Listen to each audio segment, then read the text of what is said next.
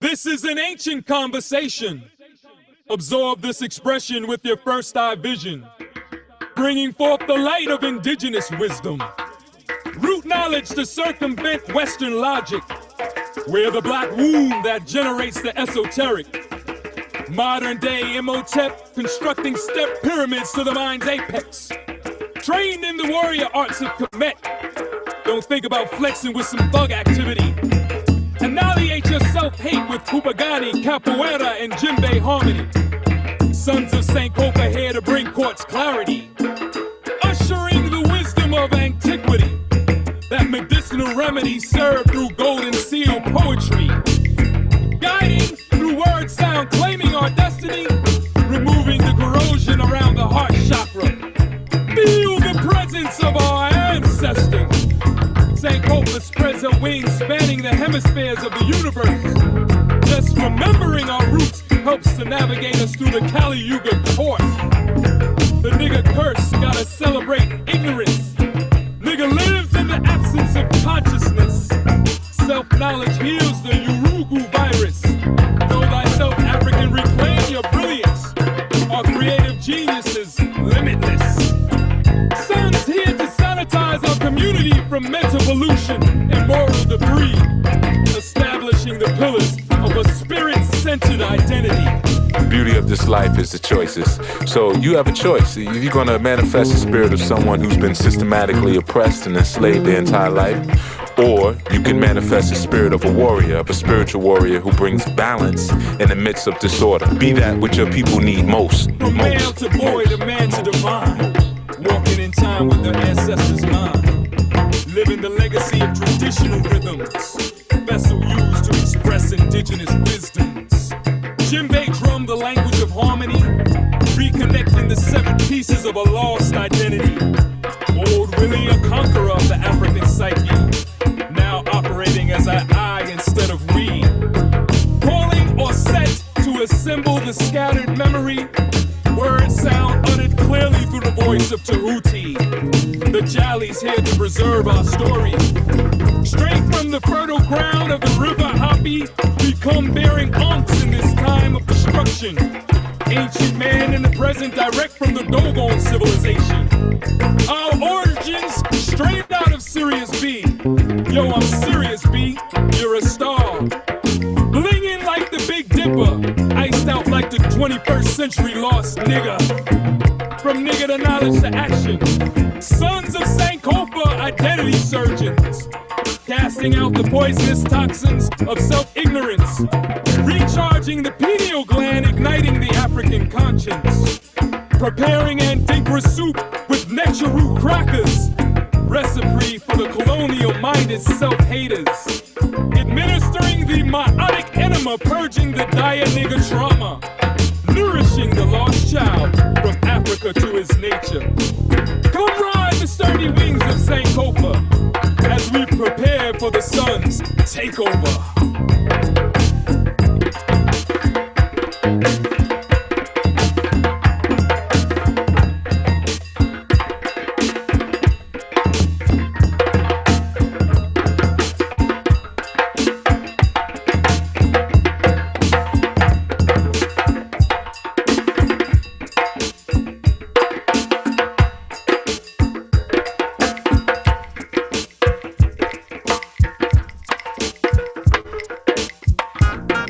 Djembe means unity. And as African people, which we are, Africans, we must understand that first there must be a process of unifying self and understanding self. The oppressor has had influence over us, but not power. Power is something that we've lent and they've borrowed, but it is ours because we are the original holders of source energy, the original benefactors of source energy and divine light. So in understanding that nation building begins with self and the unifying and the organizing of self, there must be a reorganizing of the community or the Kmunity. So we deal with the Sankofa energy and acknowledging that there has been a black print that's been laid for us to move forward into a more glorious, refined now.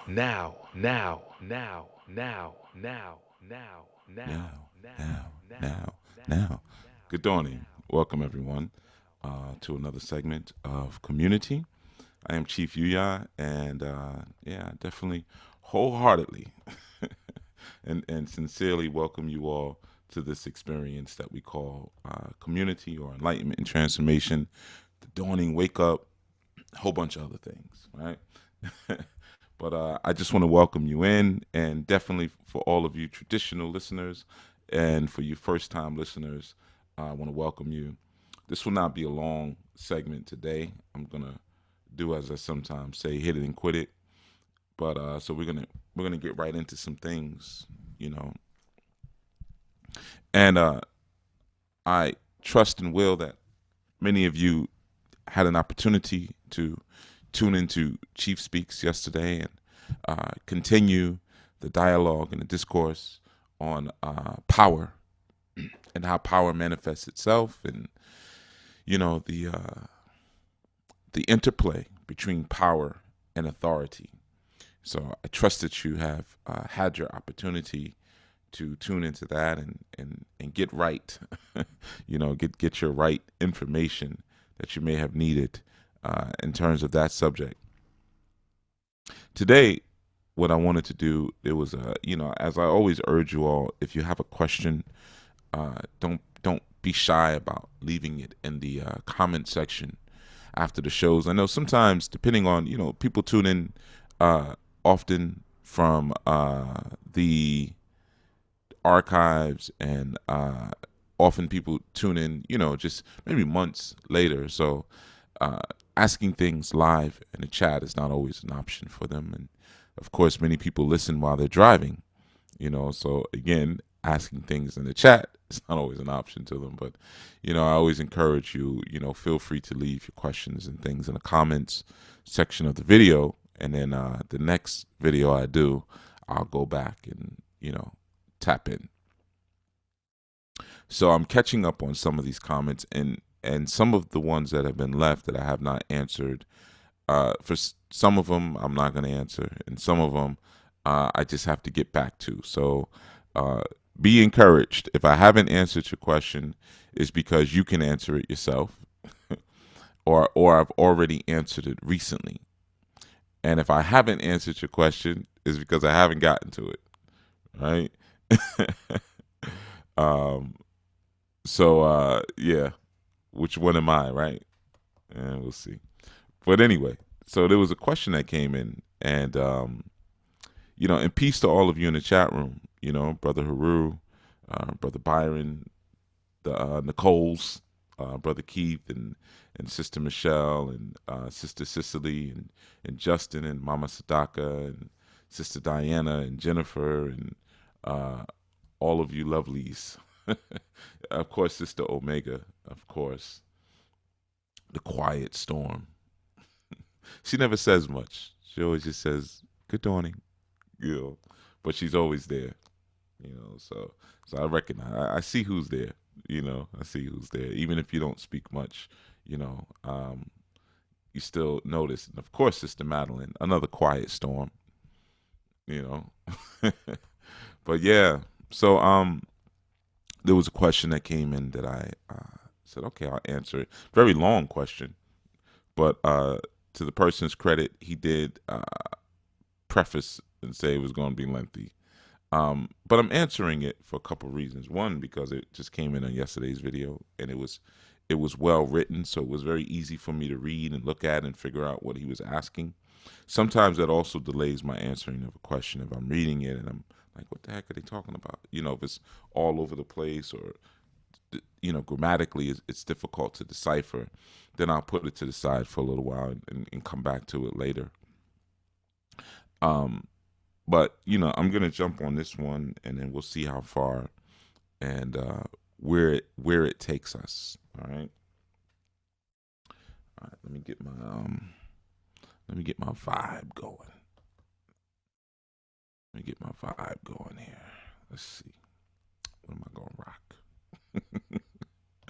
What am I gonna rock this morning? Oh, here we go. I ain't played this in a while. Another unfinished. All right. So let me get into this question. So this question was from Logan Scott, and it goes a little something like this. He says, Peace, Chief. I have one main question that I'd like to ask. All right, matter of fact, let me move some of this stuff around. Hold on a second. But I got a bunch of questions up, but you know what? I think I've answered some of these. So I'm just going to delete them. I'm pretty sure I remember sort of, a little something, remember answering some of these. So let me move them around. All right, here we go. Because this brother wrote a mini novel. So, sit back and relax. So he says, Peace, Chief. I have one main question that I'd like to ask and a couple of relative questions as well. I think you shedding light on this would be tremendously helpful, not only to myself, but to other brothers out there that may be experiencing the same thing. Bear with me. This is going to be lengthy. I appreciate the warning. I'll be turning 31 this July and had a recurring issue I've had in all my relationships up until this point, including my current one, is that I don't give enough affection. Since my late teens and early 20s, books such as The Art of War, 48 Laws, Stellar Man, Art of Seduction, etc. have provided me with the lessons I've been deprived from of my absent father. He says, with these texts as my guide, I strive to cultivate the warrior spirit within myself and made controlling my emotions and not allowing them to be the basis from which I act my foundation. This is not me suppressing my emotions. I don't do that. When the situation doesn't call for immediate action, I sift through what I'm feeling and try to get to the origin of it beyond the external stimuli. That reflection is followed by some form of release through writing, martial arts, or a demanding task that is usually of a physical nature. From what I know about conscious energies, parentheses, gods, Saturn keeps giving you the same lessons again and again until you get it. As far as my romantic relationships with women and my being affectionate goes, it seems that there's something I still haven't learned. In my relationships, I'm emotionally supportive, considerate, I listen, give encouragement, and offer sound advice, as well as ensuring that their needs are generally taken care of before my own. I'll kiss, give eye contact, hold hands, cuddle, speak kindly, etc., but it never seems to be enough. Excuse me. And after I've given all the affection I can in a day, my additional affection feels like a chore/work. I'm conflicted because being all over somebody and constantly drooling over them does not feel authentic to my being, yet it seems that's what's being asked of me. I don't believe in changing myself to please someone. Compromise I can do, but not pretending to be someone I'm not. Interestingly though, when it comes to children, I have much more patience, and being affectionate even after a long day does not seem like such a chore. They, parentheses, children, seem to respond to my firm guidance, love, and support. When I speak to other men my age, older, and even younger, there seems to be this commonly held belief that women are overly emotional, and that's just how they are. Is this really the case, or is this something I and others like myself don't understand or have not been taught about women and relationships? Or is it something about women of Western society? Most of what I know about the Orisha I have learned from watching you since the fall of 2016. But before I continue, I'd like to say thank you. You've been a significant instructor in my evolution. When I was about 17, I read a book from the school library on the Orishas. Instantly, Ogun resonated with me. As long as I can remember, red has been my favorite color. My temper was very bad as a youth. However, my anger has always provided me with an intense state of focus and grounding. A lot of people are intimidated by me, yet I'm one of the most polite people you'll ever meet. I would often go play in the woods, and when other kids wanted to play basketball, and even to this day, I retreat to the woods when I'm too stressed and feel like things are caving in. After I leave the forest, I feel renewed, grounded, and like I have refocused my aim, direction, and purpose. Also, I have been interested in blacksmithing as an art and hobby, and have had great appreciation for a good tool / weapon. If it's not practical and tactical, I see no use for it. I said all that to say I haven't been initiated into any ancestral systems, and with my limited knowledge, I think that perhaps this is just Ogun energy, and maybe it takes a certain type of woman to be able to work with it. Question, does it seem I'm exercising too much emotional control to the point of a fault by not being very affectionate all the time? As a man who always dedicates time and energy to self-mastery and growth, gaining a firm understanding of where my faults are is essential to my evolution of utmost importance to me. And I guess to sum it up, is the fact that I don't give lots of affection a sign of some defect in my character. I'm sure other brothers out here who may be in a familiar place will appreciate the light you shine on this subject as much as I do. Thanks a lot, Chief. Peace and blessings. All right. Okay. So that's the question by Brother Logan, and of course, usually I don't say people's names, but when you leave the YouTube comments, of course, your username is there. So, then I'll say the name. But okay. So let's get into it. Let's get into it a little bit because I think it's I felt it was pertinent on different levels, though it may just seem like a regular relationship question. There was a lot more that he hit on in there in terms of just his own questioning of himself and where he's at, So let me start by saying you're welcome, brother. You're absolutely welcome. And I think it's a pretty awesome thing, in fact, that you were able to get a book on the Orisha in your school library. It's very interesting where things show up, right? I know grasping the root of divine power is a required reading in a couple of collegiate courses, in a couple of universities I was reached out to some time ago, because the whole process of selling to a university is different than just buying it, in a bookstore. So I thought that was pretty cool too. But, obviously you're speaking of high school, so that's even better.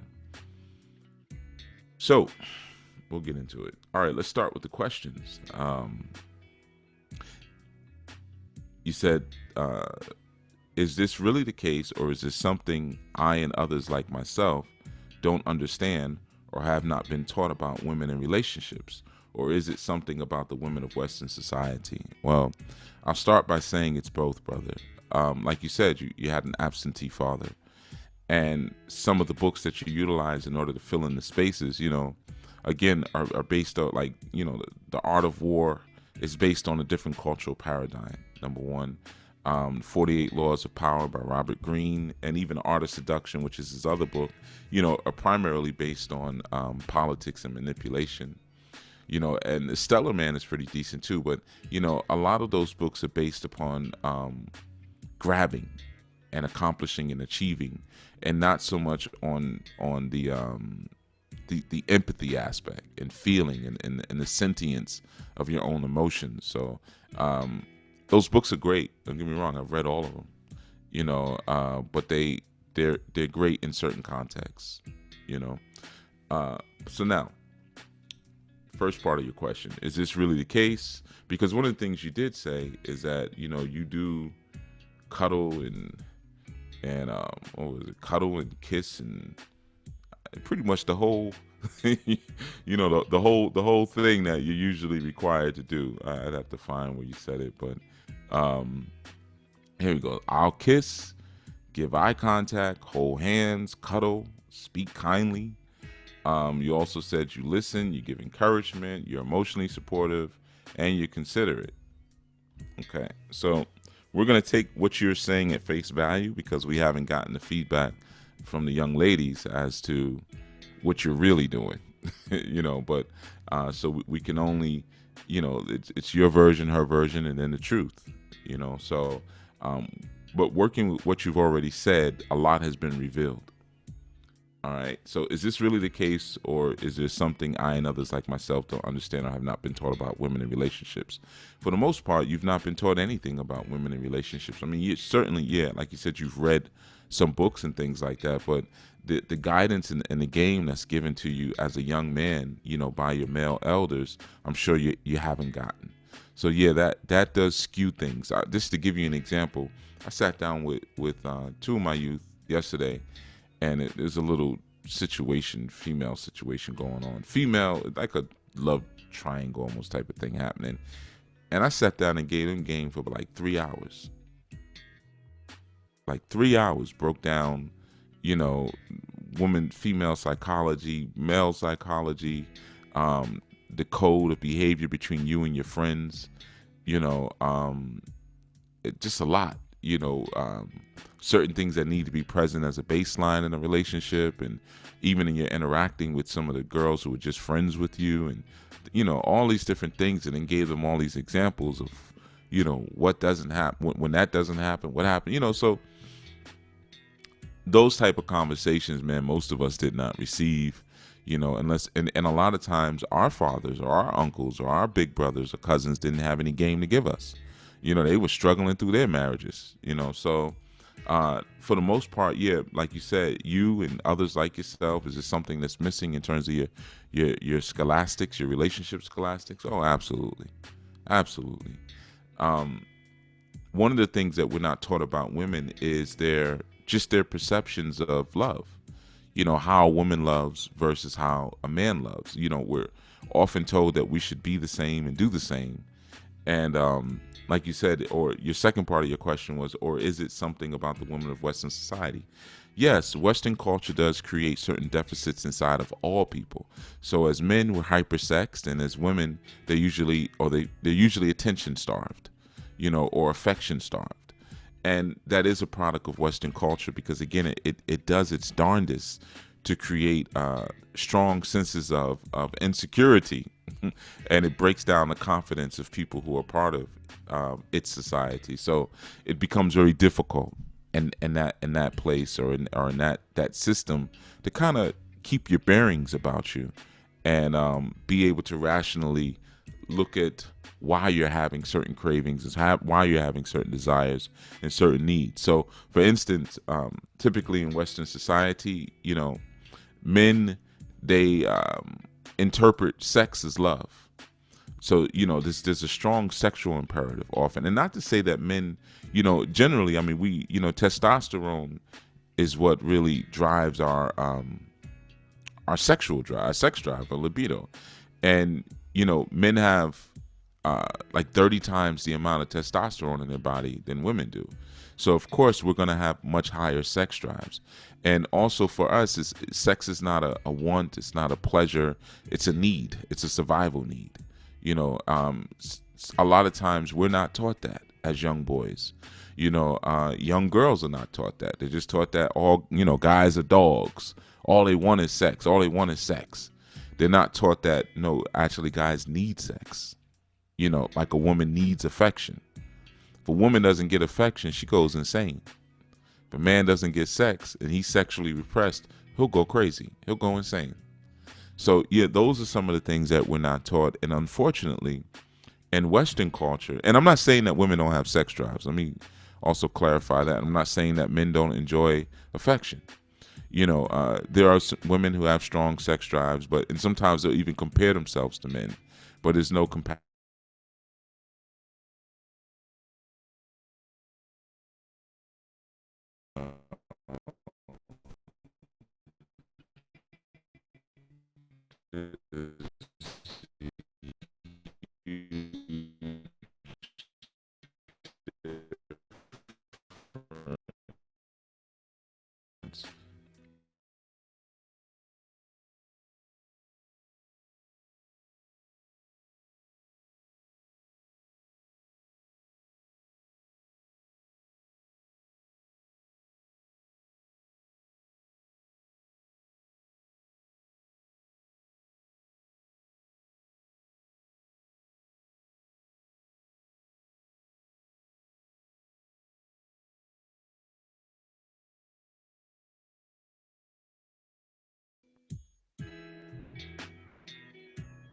Okay. Everyone, I'm not sure if you can hear me. You probably can. Um, right now, I'm tethering, so that phone call just uh, it's knocked things out of whack. Um, but I'm still here, and you can probably hear me by now anyway. All right. So let's see. Let me make sure, actually, but I'm pretty sure you can. You're back, right? Oh, goodness, man. Soon as they wake up, call Chief. Need you. Hey, Chief. Hey. Hey. Soon as they wake up in the morning. God. Anyway. And then you all wonder why I said I just started carrying a cell phone a couple of years ago. Cell phones are a recent thing for me. I had one years before, but then I put it away for about 7 years, 8 years, and have any cell phone because it's always just obligation. But anyway, so back to what we were talking about.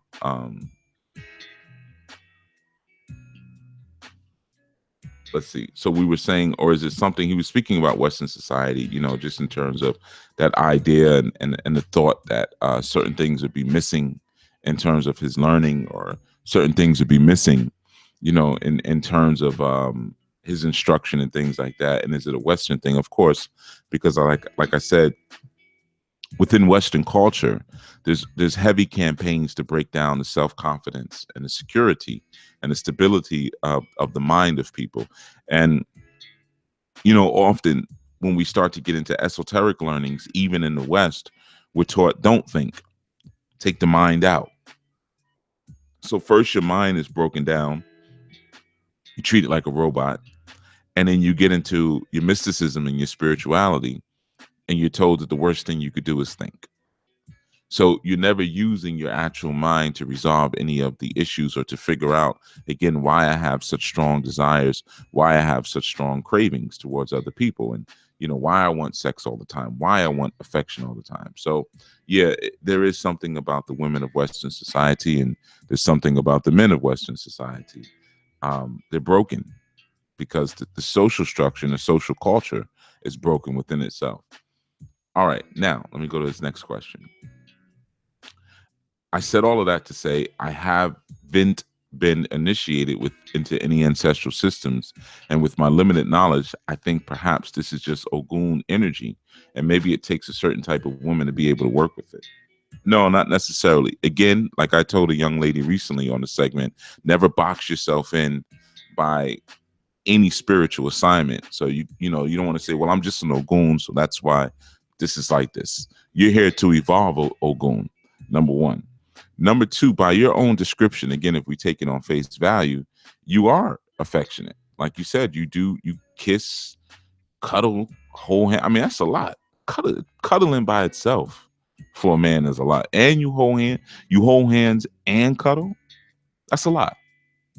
You get so I'm going to speak to you just like I would speak to my sons, or I would speak to my little brother. You kiss, which that's huge by itself. I mean, I guess a lot of you guys are into kissing or whatever, but you kiss, you give eye contact, which you should, that's normal. You hold hands, you cuddle, you speak kindly, you give encouragement. I'm just running down your list. You're emotionally supportive, you're considerate, you listen, and you offer sound advice, as well as ensuring that basic needs are met. Your list is checked off. So there's some other things going on here, all right, which I'm gonna kind of explain to you. It's not an Ogun thing, because you are affectionate. So you can take that out of your mind, that you're an inaffectionate person. Like you've even said, even with children, you're affectionate. You have no problem.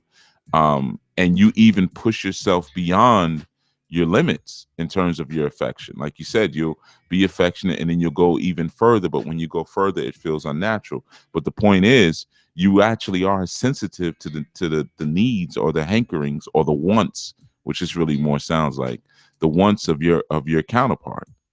You see, so that within itself, man, obviously you're emotionally in tune, and trying to get even more emotionally in tune. But what's happening is that you got to understand, a lot of times with women,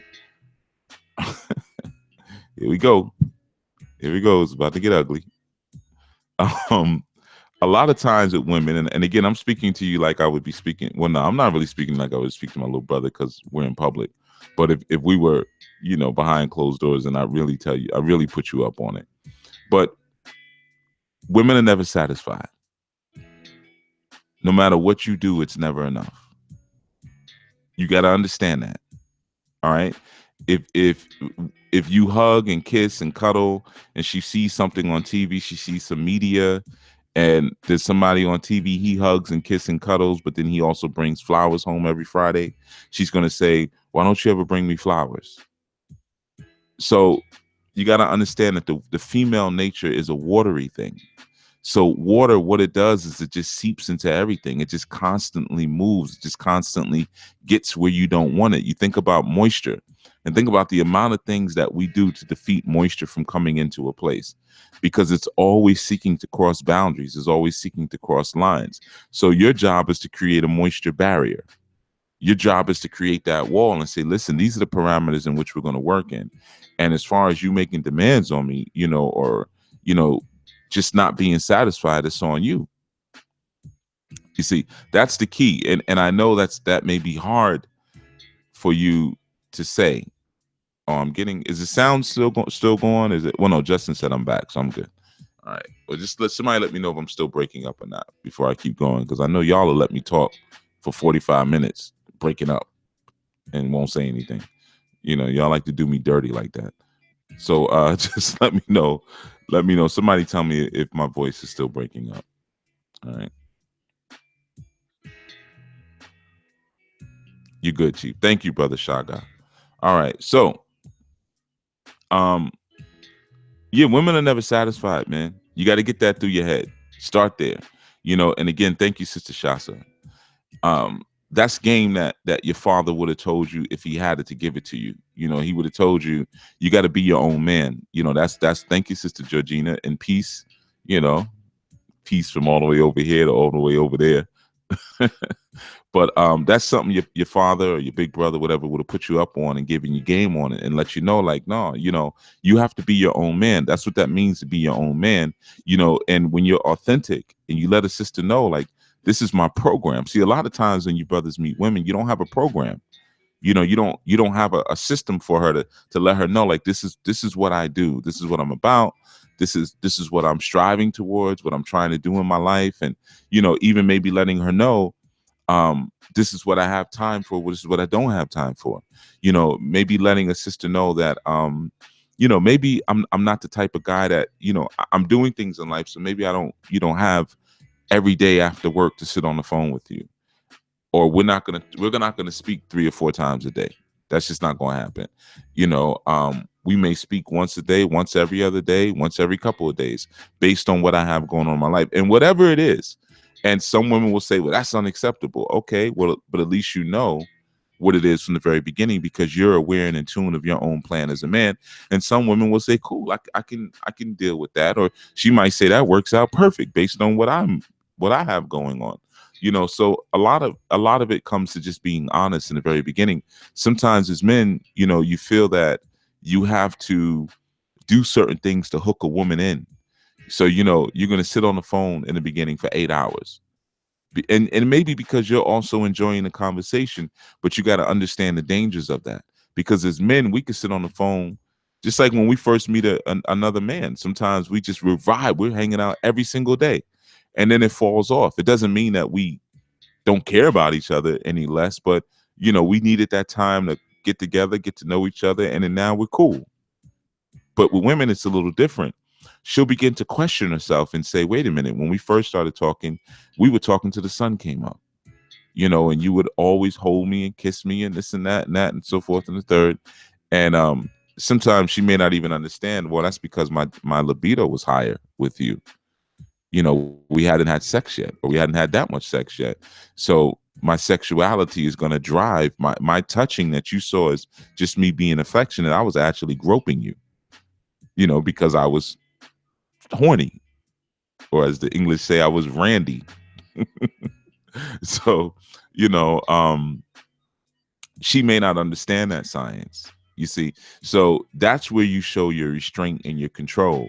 and you establish a program. You may say, okay, when I meet a woman, I spend no more than maybe 15 minutes a day on the phone with her.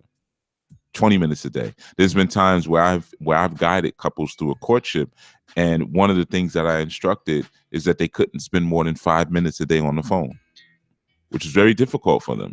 No texting either. 5 minutes a day. So that meant that time that they had was more powerful. They thought about really what they wanted to say. They appreciated the time that they had, that 5 minutes. And on top of that, there wasn't a lot of lingering around where there was room for them to be arguing or going off on each other. Even if there was a slight disagreement, they quickly got through it because they know, what the heck, we only got 3 minutes left until we get to talk again tomorrow. However, I did allow them to write physical letters to one another. I did allow that. So sometimes, again, like I said, you have to establish a program on how you're going to interact with women, man, because without that, again, remember their watery nature, they're going to just flow and seep every and anywhere. And as a result, they're going to constantly put demand on top of demand on top of demand. I want this, I want that, I want that, I want that, I want that, I want that, no matter how much you give. And then what usually happens for most men, when the relationship ends, all he thinks about is all of his lost investment. And she ain't thinking nothing about it because she's of a watery nature. She kind of expects it. You could have bought her a car, sent her to school, paid her rent, took her children to the doctor. You're together for 2 years, 3 years, 4 years, and then you break up. And, she might say, thanks for everything done for me. And that's it. She's gone. She's not thinking about the sacrifices that you may have made or how it puts you into an uncomfortable position to even do those things. Or maybe she should think twice about the relationship or working it out or whatever based on what you done. They don't think in those terms, whereas men think in terms of investment. So as soon as something happens, we automatically go to my time. We automatically go to my money. We say, oh man, I spent all of this and I spent this much time and this, because we look at relationships as an investment. You see, now that's part of the game that you should have been taught. You may not have been taught, again, by an older man, and you learn through trial and error in that sense. For many women look at relationships as an investment, but it's a different kind of investment. It's a come up investment. It's a wealth investment. Really, women look at relationships more like businesses sometimes than we realize. So she sees a man who's doing certain things, and this is the nature of hypergamy, where she's really looking to up her social position by, acquiring or attaching herself to a certain type of man, and that's totally natural. There's nothing wrong with that, so even as a young girl, she's taught, get a guy with a good job who has a car, that has something going on for himself, and, maybe who goes to church or, whatever her background is. But she's looking to get someone who usually does not have qualities that she possesses. She's looking to go beyond her particular caste or her particular positioning, which is, again, perfectly fine, because, again, how could he lead you if he's not beyond you? You see, why would you feel safe coming under his guidance and coming under his covering if he doesn't dwarf you enough to cover you? So that's perfectly fine. There's nothing wrong with that. She's looking at it as a business investment. And sometimes you have to bring that back into reality, Brother Logan, that, this is a partnership, so I don't have to necessarily completely sacrifice myself for your happiness. And again, by your description, you're checking down a checkbox. You seem to be affectionate, and like you said, you listen and you provide encouragement, you speak kindly and all that. And you have to be careful, man, because it sounds like you're getting very close to the land of the simp. I have to be honest with you. It sounds like you're teetering on that line because you're feeling guilty because you never had a father, and I bet even a mother who told you how to be in a healthy way in your relationships. So you're just scrambling now. So whatever a woman tells you you need to do or is not enough, you're scrambling to do that for her. Oh, she said I'm not affectionate. Oh, let me do that. She says I'm not this enough. Let me do that. She says I don't speak soft enough. Let me speak softer. Without understanding that you're supposed to be in the lead, man. You don't take that instruction from her. Now, it doesn't mean you don't listen to her if she tells you, hey, I don't like when you hug me like that. It hurts my side. You hug me too hard, or you know, when you grab my hand in public, like you're a little too rough with me or this or that. You know, there's nothing wrong with, obviously listening to those things and making sure that you are fulfilling her in that sense. But satisfying and fulfilling are two different things. And you got to understand that satisfaction is a bottomless pit. It can never be filled because the flesh is never satisfied. But like I was saying earlier, usually men, are not that affectionate. That's not necessarily how we show our love. Some of us are, some of us like to, like you said, cuddle and kiss and this and that and that and that, but that's not a standard norm. Now, women tend to demand it a lot of times, but think about this too. You would probably love her to be a disgusting, nasty whore in the bed. We sometimes demand and require that as well, but not all women have that in them. So the same things that you would want sexually, you understand that, okay, that just may not be her energy. That may not be her vibe. So you learn to appreciate what it is that she does give you. It's like the example that I gave recently where I said you may have one person who will give you the shirt off of their back, but then you have another person who will give you, a whole seasons full of wardrobe. And sometimes you'll appreciate the one who gave you the seasons full of wardrobe more without realizing the one who gave you the shirt off their back was giving you all that they had. So it was really a greater expression. So it's the same thing when it comes to relationships. If you're reaching your quota for affection and someone is not seeing that, wow, he's really gone outside of himself to do this, and they're still making demands. And I have to tell you, that's a demand that should never be made anyway. You should be more affectionate. If someone urges you for greater affection and it's not there, that's it. Just like you can't demand that someone be freakier in bed. You may ask, you may say, hey, why don't you put your leg up? Can you put this on? Can I tie you up? And if she looks at you like, what, are you crazy? Then as a man, most guys know that I'm just joking. Girl, come on now. I'm joking with you. And of course you're thinking in your mind, like, dang, man, I thought, I just thought she was the one. But yeah, certain things like that, man, you got to understand, a lot of us grow up starved of certain things, like starved of love. So if a man is starved of love, what is he gonna, he's gonna end up, he might develop sexual addictions. He constantly needs to be in that hole because that's how he feels achievement. That's how he feels success. That's how he feels love. A man oftentimes, his achievement personally, domestically, is recognized by the submission that comes through sex with his woman. So when he has a woman who tells her, you can have me any way you want me, anytime you want me, he feels a certain measure of accomplishment and success in his life. You see, so in the same instance, you have women who feel love through affection. So when she's able to say to her man, I want you to be more affectionate, and he's more affectionate, then she feels like, wow, he's really turned on or opened up that faucet for me. That's a form of achievement. That's a form of accomplishment in my life. And again, sometimes we need to critically back up and look at, why do I need this so much? Why do I need affection so much? Is she getting it from her mother? Is she getting it from her aunties? Is she getting it from her girlfriends? Is she getting it from her sisters as well? Is she getting it from her father? You see, is there a deficit there that you're being asked to fill that you just could never fill anyway? And you got to understand this, when people are putting demands on you in a relationship like that, what tends to happen is that the demands never stop. It becomes like a monster that can never be fed. And what happens is, the more you feed it, the larger the hunger grows. And then eventually it will grow to a level that you can't accommodate it. And then once you get to that point that you can't accommodate it, the person will then resent you.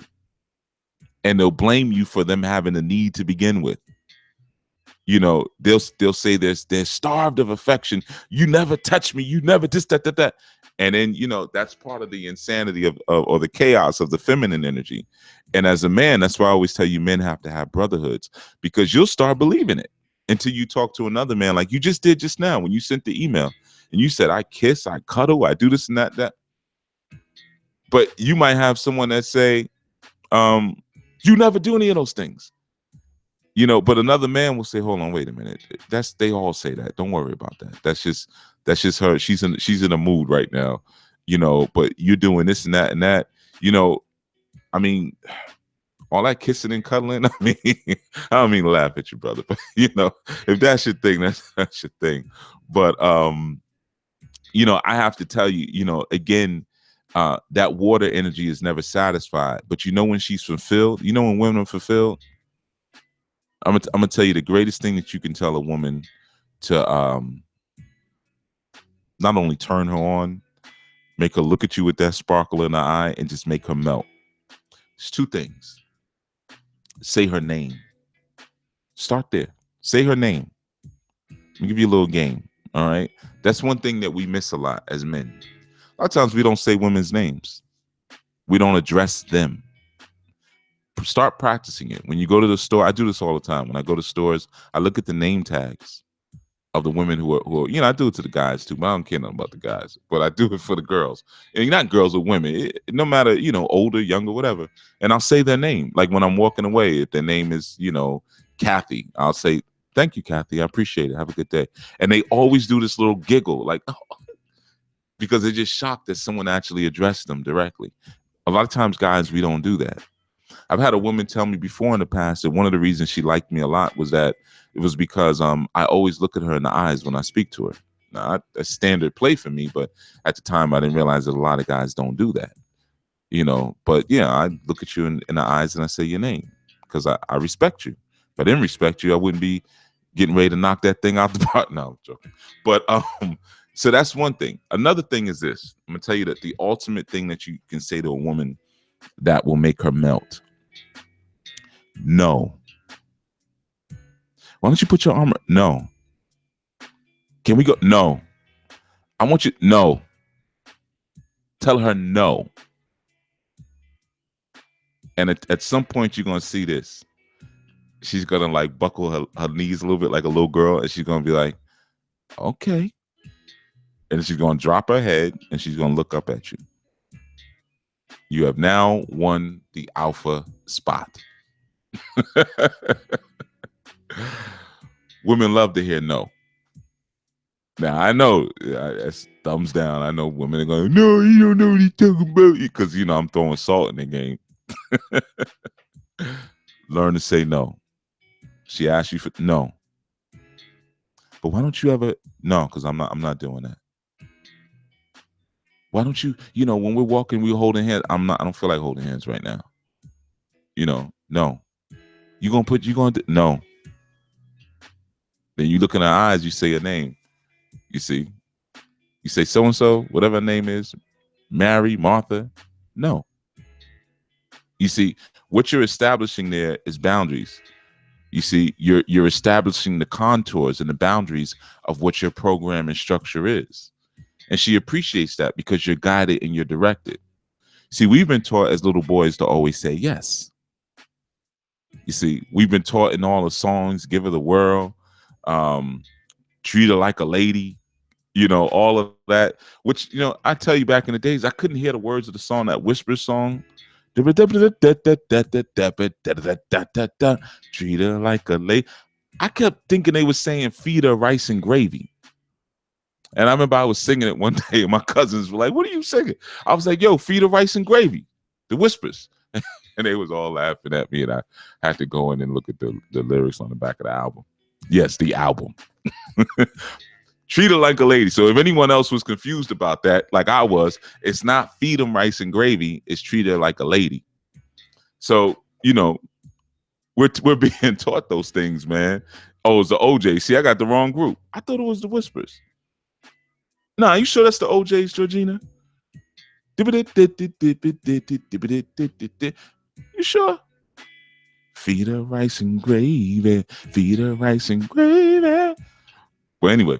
So, yeah, I don't know. Maybe okay, the OJs, all right. I thought it was the Whispers. I thought it was a big mustache having Scotty and Walter looking like Isaac from the Love Boat. But, yeah, Brother Byron, no chicken, just rice and gravy. Hey, man, it's what I can afford. Oh, Georgina says, I'm sure. Okay, all right, okay. She's like, I made babies to that song. I know. All right.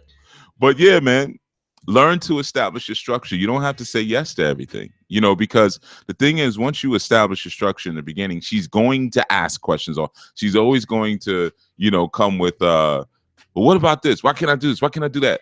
No. Why don't you put this hat on? I like you better than this hat. No, I dress myself. Why don't you sit your ass down? How about that? Why don't you go upstairs and get naked? How about you do that? You see, now, of course, there's going to be women listening and going to say, I don't like what Chief is saying. Trust me, young brother, I'm putting you up on some game. All right? I'm putting you up on some game, and what I'm telling you is right. Just trust me on that. You don't learn how to be in a relationship from a woman. That's not what you do. That's like asking a car salesman which car is the best car for you to buy. All right? You don't do that. All right. So you got these women running you ragged. I can see it now, and questioning yourself, man. Now, one of the things you said is, I said all that to say, oh, that was an Ogun question. It's the Temptations, Chief. Is that the Temptations? Well, maybe the Whispers did it over. Because I know I definitely remember those two mustaches singing that song. That's all whenever I think about it, I only recognize them by their mustaches. I saw a Behind the Music special recently, and they had cut their mustaches. I was like, who the heck is that? Who the heck are those old men? It was like, and then it sort of, said the Whispers thing under it. But yeah, they need to put the mustaches back. But anyway, so the next question he had, does it seem that I'm exercising too much emotional control to the point of a fault by not being very affectionate all the time? Well, not being affectionate all the time, if you are restricting your emotions, yeah, then that's problematic. But it doesn't sound like you're restricting your emotions. It sounds like you're exercising the full gambit. It's just that she wants more, and she's always going to want more. No matter what you do, she's going to want more. All right. So you have to understand that exercising too much emotional control, there's different ways that you can get your emotions out. And one of the things that you need to do, and I've said this so many times, one of the great values in a relationship, and one of the great things to learn, is to listen. Ask her what she likes, and share with her what you like. If this is your lady, because I don't know if this is actually your woman or this is just a sister you with or whatever, not everyone is going to get everything. You got to recognize that too. And some women may come, some women you meet in one night and they come through the door like, you're not going to kiss me? No, I don't know where your mouth has been. No, we ain't kissing. So, but you might feel guilted into it because, again, you were taught to never say no. Now you over there kissing and your lips smelling like pinus now, and you wondering where that came from. So you have to learn to establish that structure early on, man. And when you establish that structure, that's why there's a time and a place for male and female interaction. And what I mean by that is sometimes we're around each other so much. It is the Temptations. Okay, y'all got back on me. The Temptations. Okay, I guess that's when they was coming back out trying to get the young crowd. But I know I guess maybe it was because I went to a Whispers concert. It might have been they was just singing it. I know I definitely heard them singing that, the mustaches, dual mustachero. But yeah. So anyway, man, you have to learn to listen, man, and learn to express where you're at and what your rules are and what your programs are. Like some women don't like PDA. They don't like to have their hands held in public. Some women are not into cuddling so much. So everyone has their own structure and their own code. And one of the things for you as a man is, you have to express your code early on. You have to put your containers and your boundaries and your contours up early on. Diana Williams says the Whispers made it too. I knew it. All right, there we go. I knew the Mustaches did that song. Thank you, Sister Williams. But I know we're going back and forth on that song, right? But yeah, so the idea there, brother, is you definitely want to get to that point, man, where very early on, you can have a full unleashing of your emotions in a healthy way. But obviously you have to be with someone who you can trust your emotions with. So if you are giving that particular energy, like if you're giving that affection, you're cuddling and you're I'm sorry, I know I laugh every time I say it, but don't mind me. That's just me being big brother silly. But you're cuddling and you're kissing and holding hands. Oh man. You know what? All right, I gotta say it, man. You might want to pull back from all of that a little bit. All right. Do you want to hold hands? Do you want to cuddle? Do you want to kiss? I was out with a woman recently who, I'm friends with, and she said something about hugging her. Was it her? No, or I was talking. I don't remember, man. Sometimes the phone calls and the sessions, they all blur into each other. But she had said something about hugging, and she was like, you never really hug. And I was like, nah, I'm not. Oh yeah, I remember. Right. I said, nah, I don't really hug that much. I said, because, if it's a woman I'm with, yeah, sure. But I don't just hug random women like that because their breasts are smushed against me. So, if a hug can become a very sexual thing, depending on what one of the parties may be thinking or not thinking, whatever. So no, I said, I don't always hug people like that. And then I was joking and I said, and aside from that, I don't get anything out of a hug, man. I'm not going to ejaculate from a hug. So I don't really need to do it. And she, but I was joking and she was like, oh my goodness, like, it's got to be that for you, and I just, me, because if a person overreacts, then I'll just keep the joke going and just get serious with it. So I was like, yeah, of course, and then eventually I did tell her, I'm just messing with you, but what I'm saying, even in that sense, sometimes as men, we end up doing things that we're not really into doing because we just feel that that's standard play, like holding hands and cuddling and things. And I'm not saying that you can't give your lady, some of what she wants sometimes. I'm not saying that, but you have to look at how far maybe stretching you out of your comfort zone. And a lot of times when you grow up without a father present and you're just growing up with your mother, sometimes you're not really taught the boundaries of manhood because you don't see it in action. Like there's certain things, like I'm not holding a woman's hand in public. All right, that's not what I'm doing. I'm not cupcaking and stuff like that. I may grab her hand and be like, bring your ass on, get across the street. If we're doing something, I might grab her hand or something like that. But as far as I just need to be touching her when we're walking down the street, and nah. And it's hard to hold hands with somebody who's walking behind you. Yeah. So, yeah, man, so just give some thought to actually what you want to do, in that sense, but you got to establish your program. Now, the last question was, no, there was two more questions. Does it seem, no, the last question, I'm sorry. And I guess to sum it up is the fact that I don't give lots of affection a sign of some defect in my character. No, everyone's different. And again, men express their affection through love. I mean, through sex. If they express their affection and their love that way. That's why through sex, men will do things that they wouldn't normally do. They're just sitting next to a girl. Yeah, I do hold women's hands during sex. I do that. I hold them down. Let me stop. I'm being inappropriate. Actually, I'm not being inappropriate, but it's early and some of you ain't ready for it. But yeah, you may hold her hands during sex or even kiss her during sex or things like that, because in that moment now, when you're having sex, you're stripping your ego. You're stripping your history, you're stripping your ideas, and that's really what happens oftentimes in the beginning of a relationship. In the beginning of a relationship, you still have a hope. You have hope for love. And of course, you have all that dopamine, releasing in your system. So you have that high. So you may do things that you may not have normally done. And it's almost similar to the same feeling you feel when you're having sex. But that's your time to show a little bit of restraint as a man, because you have a responsibility in that moment. And the responsibility is to remember the nature of women. what you do in the beginning is what she's going to expect you to always do. So don't do anything that you can't sustain.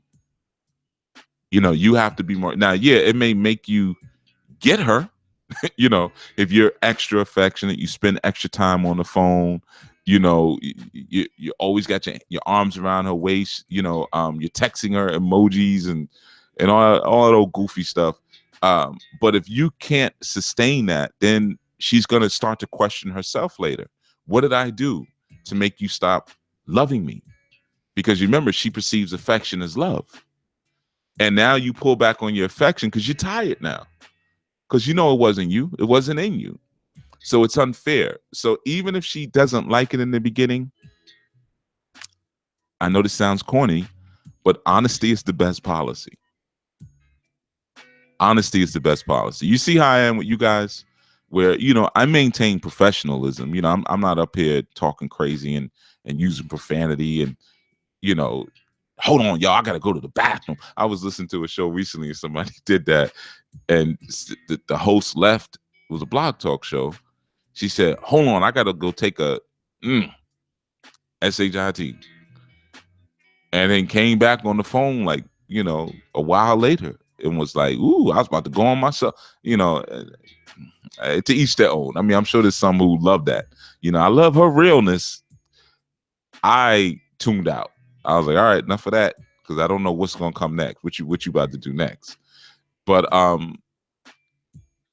maintain my authenticity for several reasons. One, because I'm just a real person, but because if I fake something, I can't really sustain that. And I'll eventually end up resenting you all, because I'll start to believe in my mind, this is how the mind plays tricks, that you're making me be phony. I can't be myself with you, even though you never asked me to be phony. So again, brother, you have to be careful in terms of that. In terms of pushing yourself beyond your normal contours and pushing yourself beyond your normal limits. It sounds like you're pretty well adjusted, but in terms of your emotions, you just have some emotional insecurities. And again, a lot of that comes when you don't have a father present, and he doesn't let you know how far you have to go from how far you don't have to go.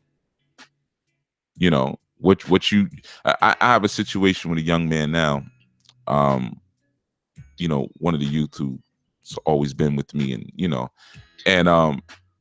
he's got this little situation with this girl that he got with, and I saw him, recently. He was at the store, he was buying some candy, and I'm like, what you buying candy for, boy? He was like, oh, I'm buying it for my girl. And I was like, what? Okay, all right, cool. Well, later, I'll catch you later. So then he came back later and he was like, I got a problem, Bobby. He said, she cheated on me. I said, what happened? Now, these high schoolers. He said she slept with another guy. Now, here's the problem, because my youth were telling me about it. They were upset about it. And they were like, Bobby, you really need to tighten up his game, because this girl is a school whore. And he's like, he gave her his phone password and everything. And, like he's walking down the hallways holding hands with her. And he was like, my youth were like, he's making the squad look bad. So, and then I saw him buying the candy. And I told him, I said, yeah, I saw him at the store buying candy. He was like, yeah, the whole school knows about that, because she was taking pictures of the candy and putting it on Snapchat. So, lo and behold, shortly after that, my youth found out that she was sleeping with somebody and told him, and he was crushed and hurt, and Bob, I need to talk to you and all. So we actually have to still finish having our powwow about it. But, he didn't know what he didn't have to do. He knew this is a school whore, but she told him, you got to do this and you got to do that and you got to do that. Because she knew, he's a sucker. He's a big giant guy on the basketball team, but he's got the mind of a 3-year-old. I mean, I love him. I love him like a son, but, and he's been with me since he was what? 6 or 7. He started hanging out with my youth. They came up together, but the boy just, he ain't there. He's a good athlete, good basketball player, So, sometimes we just don't know what we don't have to do as men, and don't realize, again, because we live in a society that effeminizes us from very young, that we don't get in touch with our masculine aspects. So we don't have any type of structure. We don't have a program. A woman comes in and she says, I want this, I want that, I want that. And we, okay, just you going to still, be with me, right? We don't really value ourselves in that sense. So you have to come to that place. Now, if you have defects because you're not, giving lots of affection, again, there's three sides to every story. Maybe you do have defects. The fact that you have an absentee father, I already know you have a defect. You don't come out of those situations unscathed. I know people brag all the time and say, I didn't have a father, I turned out all right. No, you didn't. There's always, if you don't have your parents with you and raising you, even if they don't live in the same home, that's fine. But if you don't have your parents raising you, there's going to be a deficit. Oh, here we go with the nonsense. Anyway, let me go to some of these questions. I saw some questions in the chat.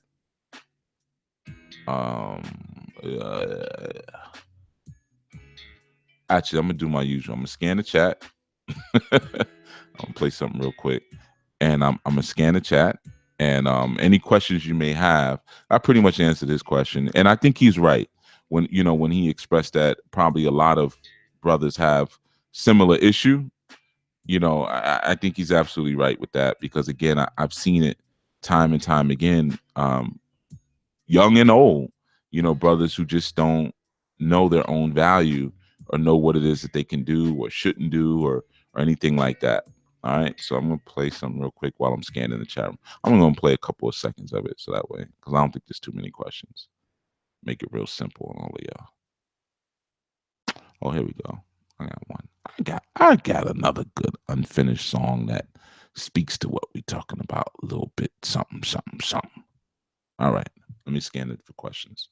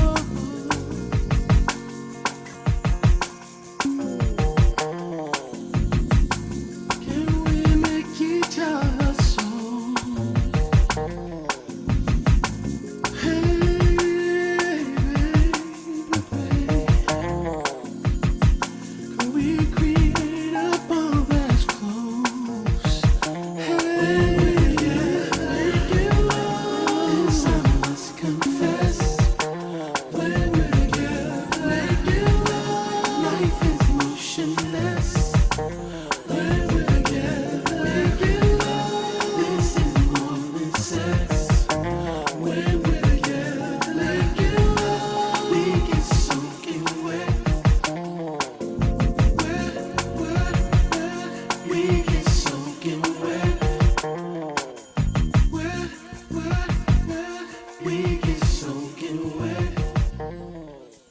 Wet, wet, wet. We get soaking wet. Wet, wet, wet. We get soaking wet. All right. We're back with more community, and I scanned the chat room to see what the deal is. to see what we're talking about here. All right, so I'm gonna get into some of these questions here. All right, so the first question came in, and yeah, I know that kick drum was too high in that song. I know, I never finished it. All right, that was a song. You know, somebody asked me recently. They was like, "Chief, why you got so many unfinished songs?" So the reason being is because I tend to write songs and compose music emotionally. So depending on how I'm feeling at the moment, it'll come out. But if the mood passes, then I don't feel like going back to it. That's why I end up not finishing so much. So for years, I had engineers and different people I worked with. So I would knock the song out real quick and then have them come behind me and clean it up. You know, so that I can go on to the next one. Kind of like an entrepreneur having a manager, you know, a CEO. Entrepreneur starts the business, gets the idea, the framework, everything together, and then the manager comes and refines the system. So, you know, that's why there's so many unfinished songs, man, because I that's how I get out my emotions, through my art, you know. So yeah, that particular cut was at a time I was really looking at the damage that a lot of sisters have, and sometimes some of the help they need, you know, in terms of getting themselves together and getting their minds right, and you know, so yeah, the wet was really about transformation, you know, and can we get soaking wet? And of course, you know, there's another obviously inference there, but we don't need to go there. Don't be naughty. Now, design's not defined asked a question. She said, how can women ask for a little more of something, be it more communication, affection, etc., without being demanding? Just ask for it. An ask or a question or a request or an inquiry is not necessarily a demand. Now, if the person says, I'm doing what I can, you know, you have to know there's a difference between asking and nagging. You know, and sometimes people have the tendency to ask questions, but they make statements and put them in the form of a question. You know, I just want you to communicate more. It's not like I'm asking too much for you to communicate more. I mean, what's the problem? Is that crazy for me to ask that? See, that's not a real question. That's a statement in the form of a question. So if you're just asking, there's nothing wrong with just asking. But just understand that when you ask something that, you know, there's different ways that it can go. It may not always go in your favor, and you have to be humble and vulnerable enough to accept that, you know. And sometimes we'll say we asked something when we really didn't. You know, sometimes people are, there's a non-accountability there. Sometimes we say things in a rude way, or we ask things or demand things in a rude way, and we get a response that we don't like, and then we say, I was just simply asking if you could have just turned the light off, you know. So fine line there, you know, but just ask. Raw Honey Jaha says, okay, I have a question about a good friend for 20 plus years. All of his kids are my god kids, and my daughter is his god kid. His mom is like my mom. My sister's kids are my mom. Sister's kids are my god's kids. I guess his sister's kids are my god's kids, etc. All right, there's a whole big tangled web there. He is good of my ex. He is of my ex. I don't know. So he is, I guess you're saying he's one of my exes. So he is making comments that are making me feel very uncomfortable, to the point that I am a little mad with him. I downplay the comments like it went over my head. How should I approach it, or should I just cut off contact? Okay, this is a real easy one. I've addressed this before. This is hyper easy. Men and women can't be friends. You have this friend for 20 plus years, so why are you not with him? You see, I know he was your ex and everything like that, but why are you not with him? If he's been in your life for 20 plus years, probably there's something about him that doesn't qualify him to be your mate. So if he's not qualified to be your mate, how could he be qualified to be your friend? And again, a lot of times because we lack culture, we cross a lot of lines of appropriateness. If a man is around a woman and he's vibing with her and he's connecting with her, he's going to want to sleep with her. That's just how it is, man. And I know the only time people really buck back against that, the only people who really buck back against that when I say statements like that or another man makes statements like that are women. So you mean to tell me we can't just be friends? Don't you have any sexual control and all of that stuff? It's because you're using the man as a tool. That's what it is. So as long as he's being used as a tool, you're going to keep him in the friend zone. But he's a man. Especially if he was your ex and you were with him. So he says, sorry, he's a good friend of my ex. He's a good friend of your ex. Why is he still in your life? So I have to ask this question, Raw Honey Jaha. Is he a homosexual? Well, you said he asked it. Well, he could have kids and still be a homosexual. So I need to know that question because then that changes my response. Is this guy a homosexual? All right, I'll wait for your answer. But while I'm waiting for that answer, I'll just share that, unless he's a homosexual, men and women are not going to be friends like that, man. And it's unfair to even do things like that. I've seen so many women, and so many times I've said that, and sisters have said, that's not true, Chief, because I got a friend who I've known since I was young, and this and that and that and that. And then there's only two questions I have to ask. First one is this. Have you ever slept with him? 7 times out of 10, the answer is yes. Yeah, well, but that was a long time ago. Okay, well, I don't sleep with my friends. So once we slept together, that's it. If a woman has seen my genitals, I've seen her genitals, and we've touched on each other and whatever, we're not friends at that point.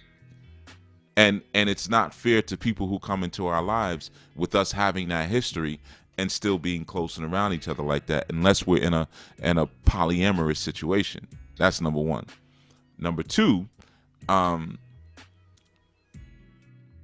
other question I asked, okay, so now Roar Honey Jaha says no, he is a whore.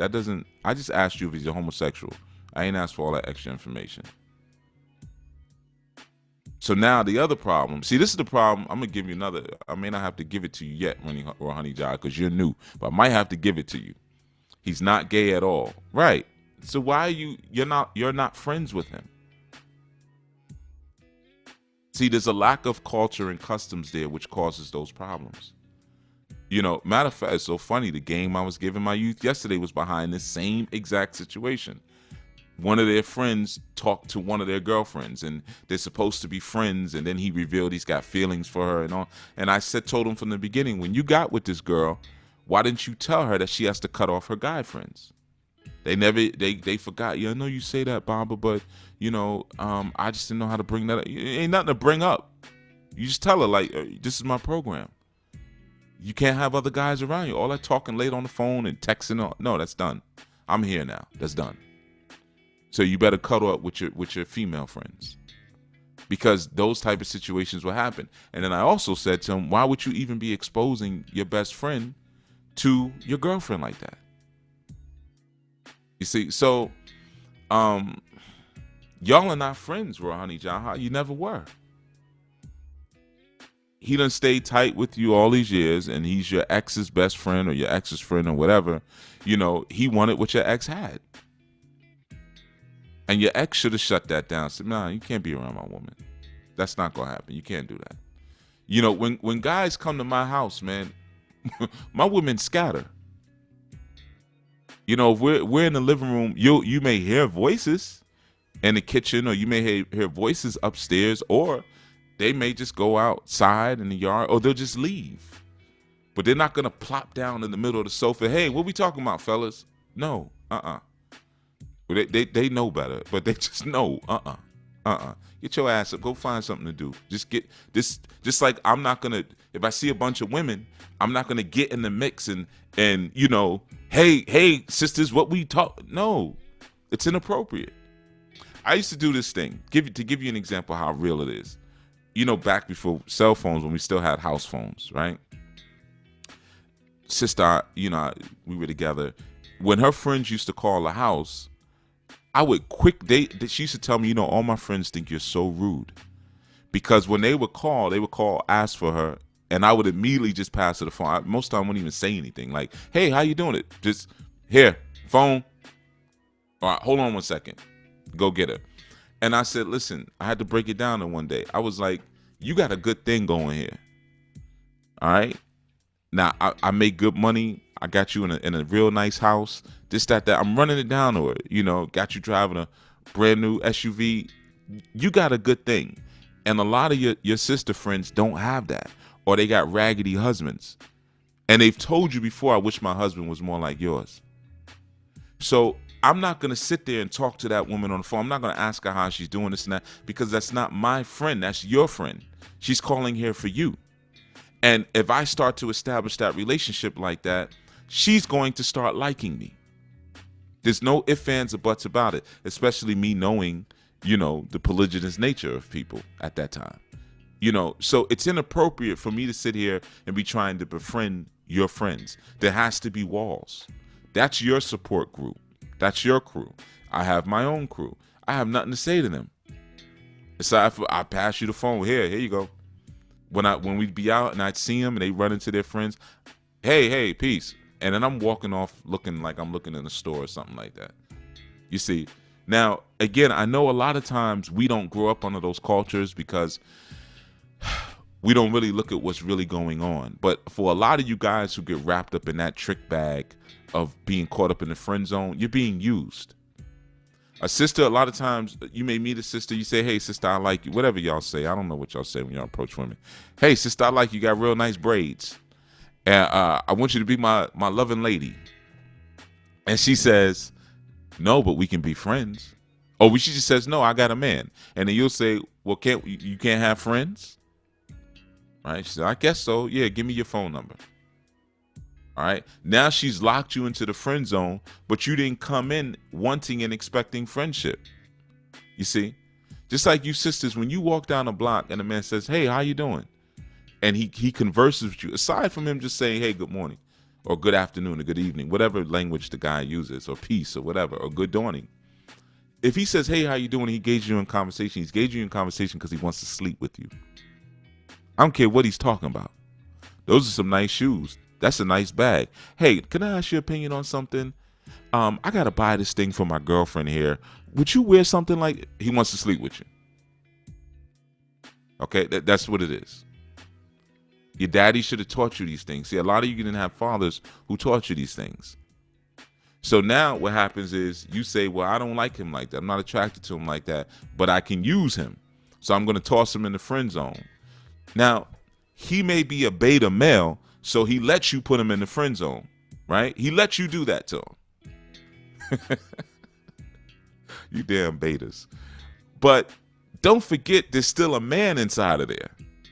So at some point, it could be 20 years later, Ronnie Jaha, his manhood is going to flare up. He's going to say, wait a minute, man. Because remember, men think in terms of investment. He's going to say, now, I done picked your kids up from school. I'm their godchild. I done talked to you when you was crying and my friend was doing you dirty. This, that. See, all that slick stuff.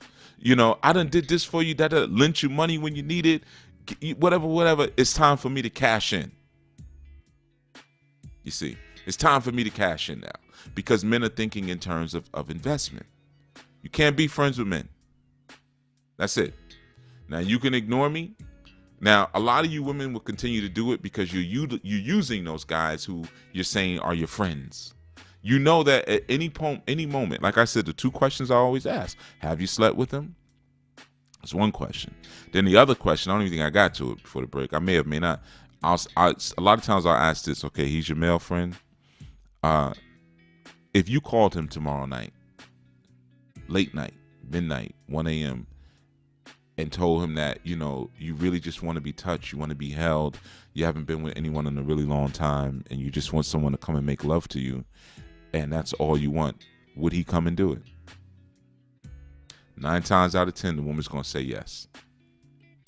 That's not your friend. He's not your friend.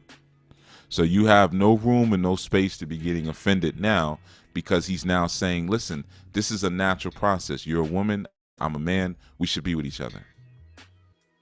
Now, if he's throwing in little comments and little hints, that's just because he's a beta. See, an alpha would have just told you straight up, hey, you know, I went through something a couple years ago, and it was funny because I was telling a sister who I was cool with, I had accumulated like maybe 4, not female friends, but females I was cool with that were starting to see me as friends. And I had went away for a little while. And when I came back, I said, listen, this is what we're going to do. And I reached out to all of them. I said, either you're going to lay down or you're going to get lost. And they were like, what do you mean? I said, yo, I'm not, you know, right now y'all are seeing me on some friendship vibe, and that's not going to happen. So either you're going to be with them in my stable, or I can't talk to you anymore, because I'm taking away time and energy from the women who are in my family and who I am building with for you. And that's not fair to them. And I remember I was telling one sister, she was like, oh, you dealing with so-and-so now? I said, yeah. And I told her what I said, because I was getting ready to say it to her. And she was like, oh my goodness, you said what? But don't you know, let me see, maybe 10 days after that, she was in my bed. And we dealt with each other for a couple years. I had known her for 9 years prior to that. You see? So I'm just trying to tell you something, man. That's how a man moves. That's how alpha moves. You know, he's going to make his intentions very clear from the beginning. You know, I'm not going to pretend to be your friend. And if I see you're catching feelings and I don't have those feelings, I'm going to let you know, no, sis, I don't see it that way. Now, I do have women I consider sisters, you know, but there's a lot that came with that, you know. And of course, there's no flirtation, there's none of that, you know. And honestly, there's very few. There's like really, honestly, 2, you know. Women can only be certain things in a real man's life, man. They could be his sisters, they could be his daughters, they could be his mothers, his elders, or they could be his lovers. You know, there's not a whole lot of room for anything else outside of that, I have to tell you. And again, I know you women may not like hearing that, but it's because it only really upsets your program of having all these simpish, weak men around you, or males around you, who will do your bidding in the name of friendship, because you know you can put demands on them that you wouldn't put on your female friends. They're simpish. And then when he turns around and says, okay, what about me now? Why don't you take care of me now? Now you're upset. I'm not just saying that's you, Roy Honey Jaha. I'm speaking in general. All right, let's see. I'm going to go through some of these comments. We call such men, Brother Byron says, we call such men harbor sharks. Never hunt for themselves, always looking for easy meat near the docks. Exactly. That's oh man, I thank you for that one. Yeah, that was well put. Harbor sharks, right? They don't hunt for themselves. You know, and that's exactly what I was telling my youth yesterday. I was like, you know, y'all are popular. You're tall, you're good looking, you're in the sports, your grades are good, all the girls like you, all the guys know you, you're popular, you've won every fight that you've had, you know, in the streets and in the ring. So, you know, and you got this friend who doesn't have any of that. So he's feeding off of your popularity and your energy. He's even feeding off of the women that you pull. So you got to recognize he's draining the life out of the circle. Or like Brother Byron says, he's a harbor shark. He's not doing the hunting for himself, man. You know, so that's a very real thing.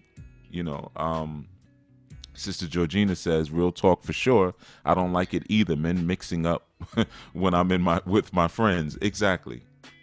You know, we have to maintain the sacred space and distance between the two of us, you know. Maintain the space where women are, maintain the space where men are. And I'm telling you, I get that a lot.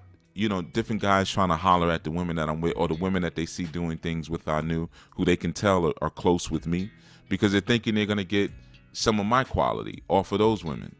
You will when I'm done with them, or we're done with each other. You know, and sometimes as men, you have to honestly, you have to just kind of keep your women sacred and secret. See, that's when we were talking about the harem. Knowing again that you're in a predatory society. Like I said, if a guy comes to my house, ain't no woman, she may bring you ask you want something to drink or you want something to eat. That's it. You ain't gonna be calling in no conversation and we all gonna be joking a lot. Nah, man, you don't need all that.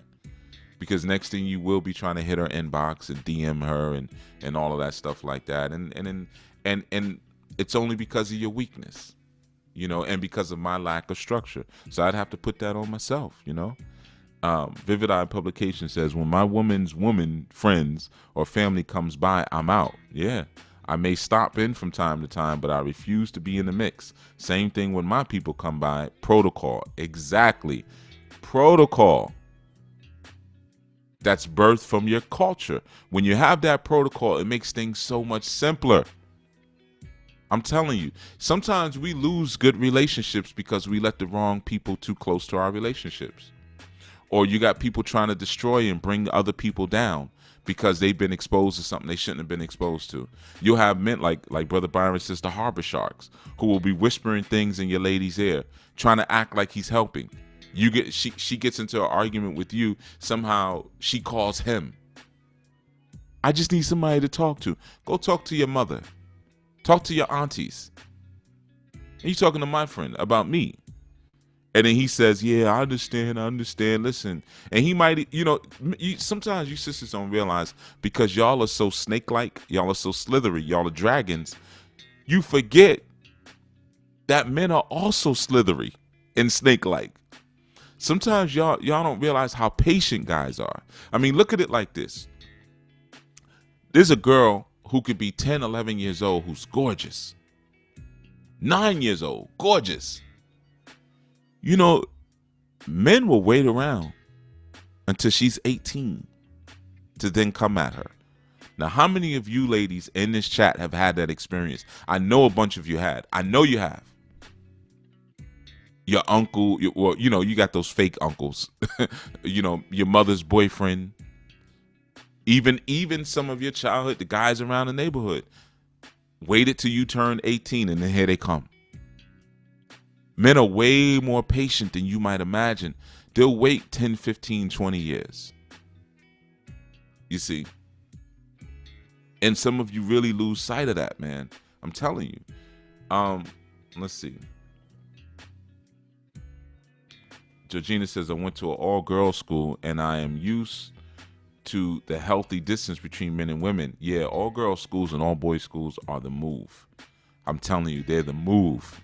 You learn a certain respect for the complementary gender in that sense, and a certain longing, a very healthy longing for each other, but each one is able to keep their natural and healthy mystique. Sister Marva says, I always stick to this. My mate's friends are not my friends, and my friends are not his friends, and tell my granddaughters and grandsons. Exactly. There you go. Exactly. They're not your friends. They're his friends. And a lot of times you have what's called monkey branching that goes on, where people climb through the social circles of another.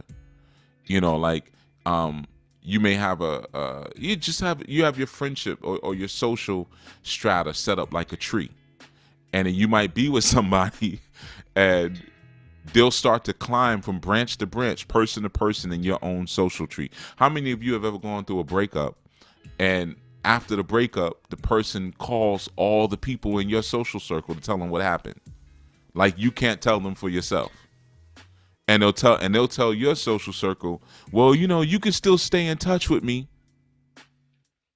Meanwhile, you're the one who introduced them to that environment. You're the one who brought them into that. They might not have had one friend. You gave them all their friends, and they'll do that. Well, you stay in touch. Just because we're not together doesn't mean that we can't talk. No, I mean, we can't. We're done. Sorry. Unless we're part of the same community, sure. If we're in the same church and you're still a part of that church, or the same physical community, absolutely no problem. But then there's no need for the letting me know that we can still talk and all of that, because that means we were probably cool before. It's called monkey branching, and you got to be careful with that, with people trying to climb through your social circle and not only toxify it, but people trying to climb through your social circle in order to rip it from you, rip branches off of your tree. I know some of you have been through that. I know you have, because it's a common thing. Yes, Mama Sadaka, Noir Mel. Michelle says, I have so much respect for my sister's relationships and know their mentality, right? That I make it a point to say in some way that me and him are not friends in no way, shape, or form, no phone. Exactly. Calls or chats, at most a Facebook request, and no DMs. Right. And Georgina says, and whenever a man is between us, the competition starts. Right. We've spoken about that. Well, I didn't speak about it, but Sister Kim and some of the other sisters spoke about that before. Because I mentioned that. I said, when a man comes into the room, y'all start acting different. Just like when a woman comes in the room, sometimes guys start acting different. That's why some of our sacred and most purest conversations need to happen outside of the company of one another. There's nothing wrong with that, man. It doesn't mean that we hate each other. It doesn't mean that, it's a battle of the sexes and all of that. You don't have to get into that. It just means that we respect the different energy that we all come with. We respect the different energy that we express when we're together. The different Buddha or the different God that we create. Women are together, they create that electromagnetic vortex. Men are together, they create that electric expression or electric vault, you see. And that needs to happen in a pure sense sometimes. And for the women, it needs to happen in a pure sense sometimes. There's nothing wrong with that, you see. And Raw Honey, I did see where you said that you never slept with the guy. But doesn't matter. Keeping a relationship like that, it's unhealthy. It's very unhealthy to do something like that. To be, and you probably got more than one male friend, And again, I know it's all about cultures, customs, and practices. If we start to look at our own culture, we start to look at our own customs. And yes, back home, men and women often are friends. Up until the point of marriage. They'll still be cool, like if you were schoolmates with someone or whatever. But you don't look at it as friendship like we would see friendship. Like you're not going to see a man and a woman who went to school together talking on the phone with each other. They're not going to do that. Usually the woman will be cool with his wife. Because a lot of times, remember, that they're all coming up in the same environment. And they'll say, that's my sister or that's my brother. They'll consider them as such. But here, we live in a different environment where, again, if you don't have that communal upbringing, then you're not going to have healthy cohorts. So you can't just pull people into your circle and say, this is my friend or that. And like I said, a lot of times we're only doing that because of unhealthy reasons. The reason that man is your friend and not your man is because there's something about him that's no good. So he shouldn't even be your friend. If he's not good enough to be your man, then he shouldn't be good enough to be your friend because he still brings that vibration around. The reason that woman is your homegirl, she's your friend, and she's not your woman is, 9 times out of 10, 9 times out of 10 is because she's a good woman. I got to keep it real. I got to be honest. It's because she's good and you still want drama in your life. You still want spice, and you think spice is drama, and the good girl is boring. Because men, we're a little different with that. Because, if you're around us, we're going to sex you. And if we don't sex you, it's because we're just not turned on by you. But ultimately, this is the key that a lot of you sisters don't realize. We really don't have anything to talk to you about, because at the end of the day, y'all are not that interesting. Women are boring. Y'all are not boring to each other.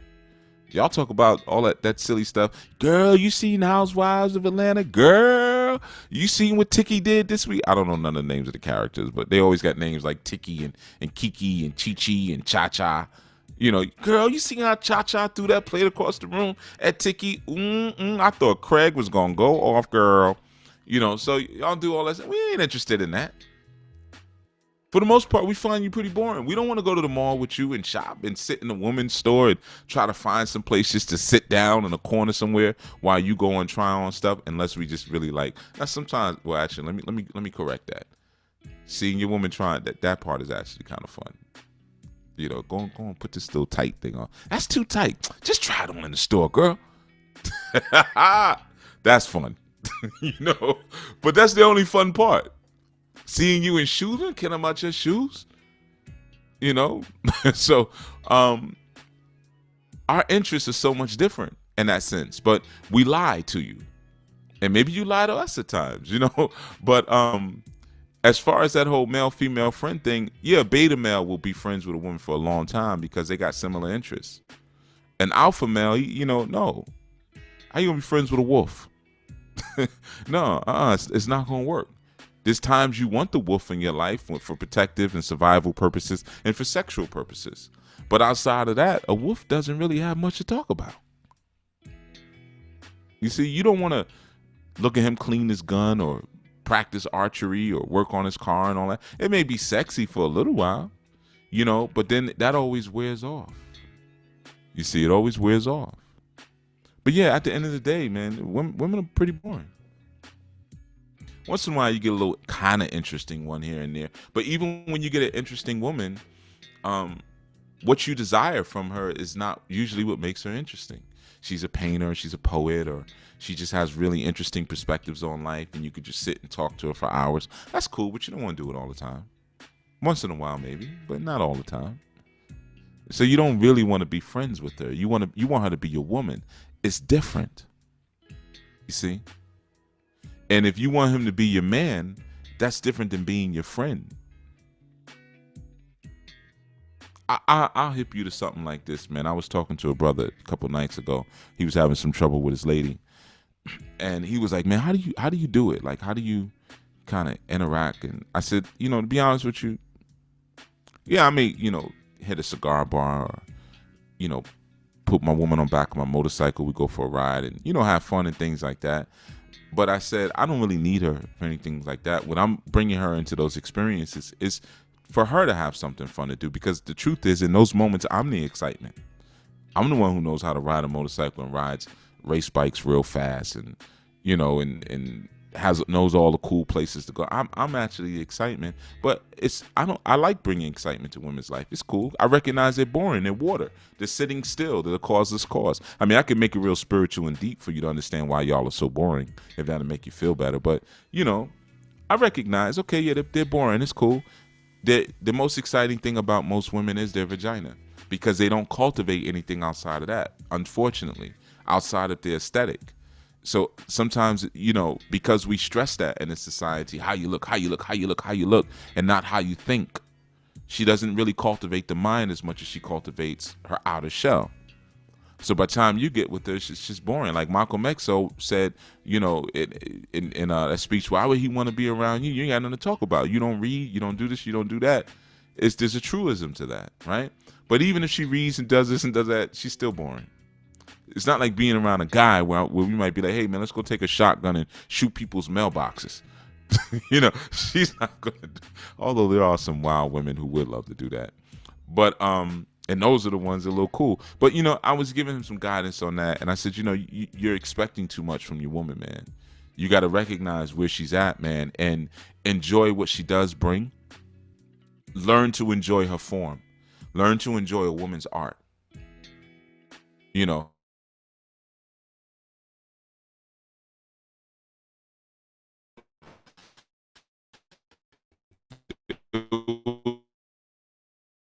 Walk by it and I kind of like, I guess like a ballerina thing, you know, standing on a leg, right?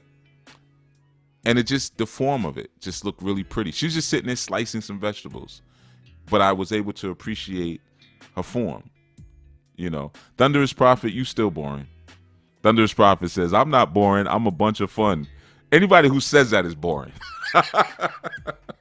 I hoop, I like sports, I like to talk about nice booties. So basically what makes you interesting, Thunderous Prophet, is that you act like a guy.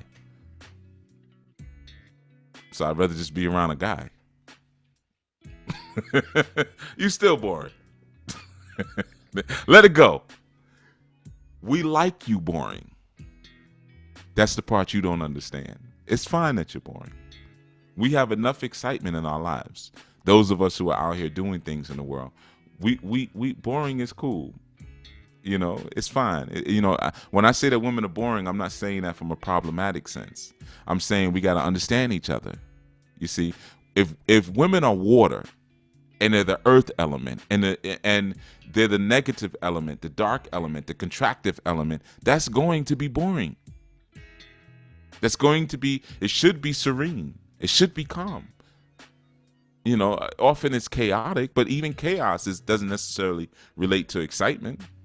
If men are electric, and they're expansive, and they're constantly growing, and they're pushing outward, and they're challenging, and they're hitting against things and breaking things in that sense, there's going to be a bit more excitement. That's why when women, like Thunder's Prophet, you just said, when you do speak about excitement, you speak about men stuff. No, just be your boring self. All right? play your boring position. I'm messing with you, but I'm being serious about that. So like I said, man, in that sense, a lot of times we just don't know each other, but that male-female friend thing, man, cut that. So like I told my brother, I said, at the end of the day, man, I said, here, let me give it to you real basic. So you can get this. I said, you really want your relationship to work and to be peaceful and to be beautiful and everything. I said, make sure that your woman is surrounded by a lot of good friends, a lot of good energy, good sisters. If she wants children, give her children, and only see her in the bedroom at night. Everything will be great. And have another woman, hire yourself or bring in a woman as a household manager. So whatever concerns or complaints your woman has, she brings to her, and she brings to you, and she keeps everything in order for you. In traditional times, they call that a maid of honor, or a woman of the house. So he was like, what? I was like, yo, yeah, I'm telling you, man, just summon your woman to the private chambers, at night. And that's when you and her, I said, don't talk about anything heavy. Because I said, think about what you really want from her. If you could be honest about it. And he was like, because, and I knew that from talking to him. And he was like, yeah, I really just want some sex, companionship. I was like, right. So all that extra stuff that you're infusing, as far as what you think you're supposed to want from her, is putting more burden on her than she really wants. And from the sounds of it, she doesn't even want to really be around you that much. So honestly, a lot of times, brothers, man, we're just afraid to say that. We're afraid to say, I just want you for sex.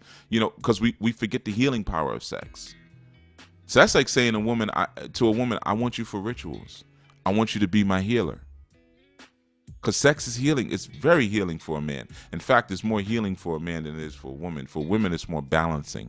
But it's healing for a man. It fixes a man's heart. It fixes his ego.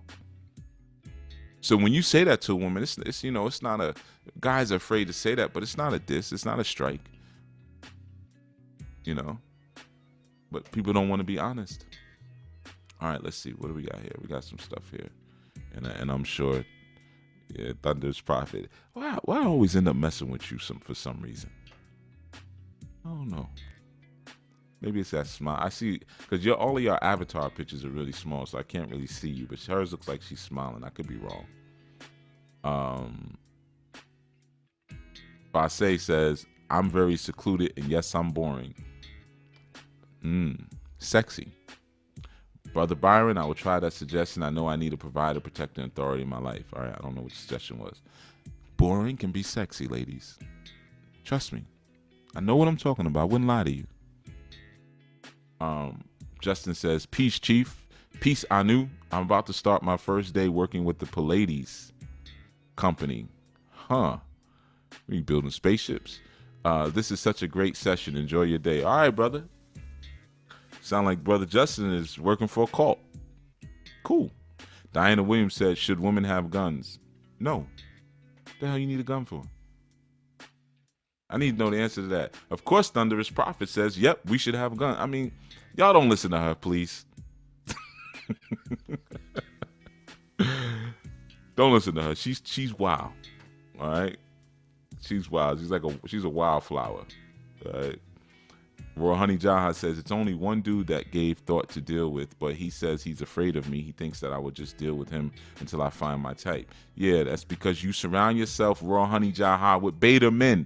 I could tell. I knew that from when you first started commenting in the you know, one thing, like, you know how you women can smell women on us?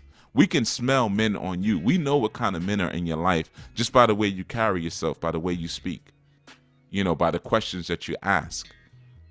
Sometimes some of the basic questions that you ask that should have been dealt with years ago, you still don't know because you've never been around an alpha.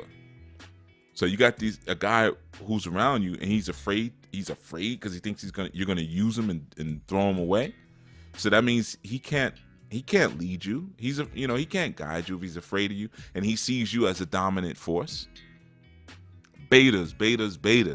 I mean, if y'all want to bait, I mean, go ahead, do what makes you feel comfortable, but you ain't gonna get too far in life like that.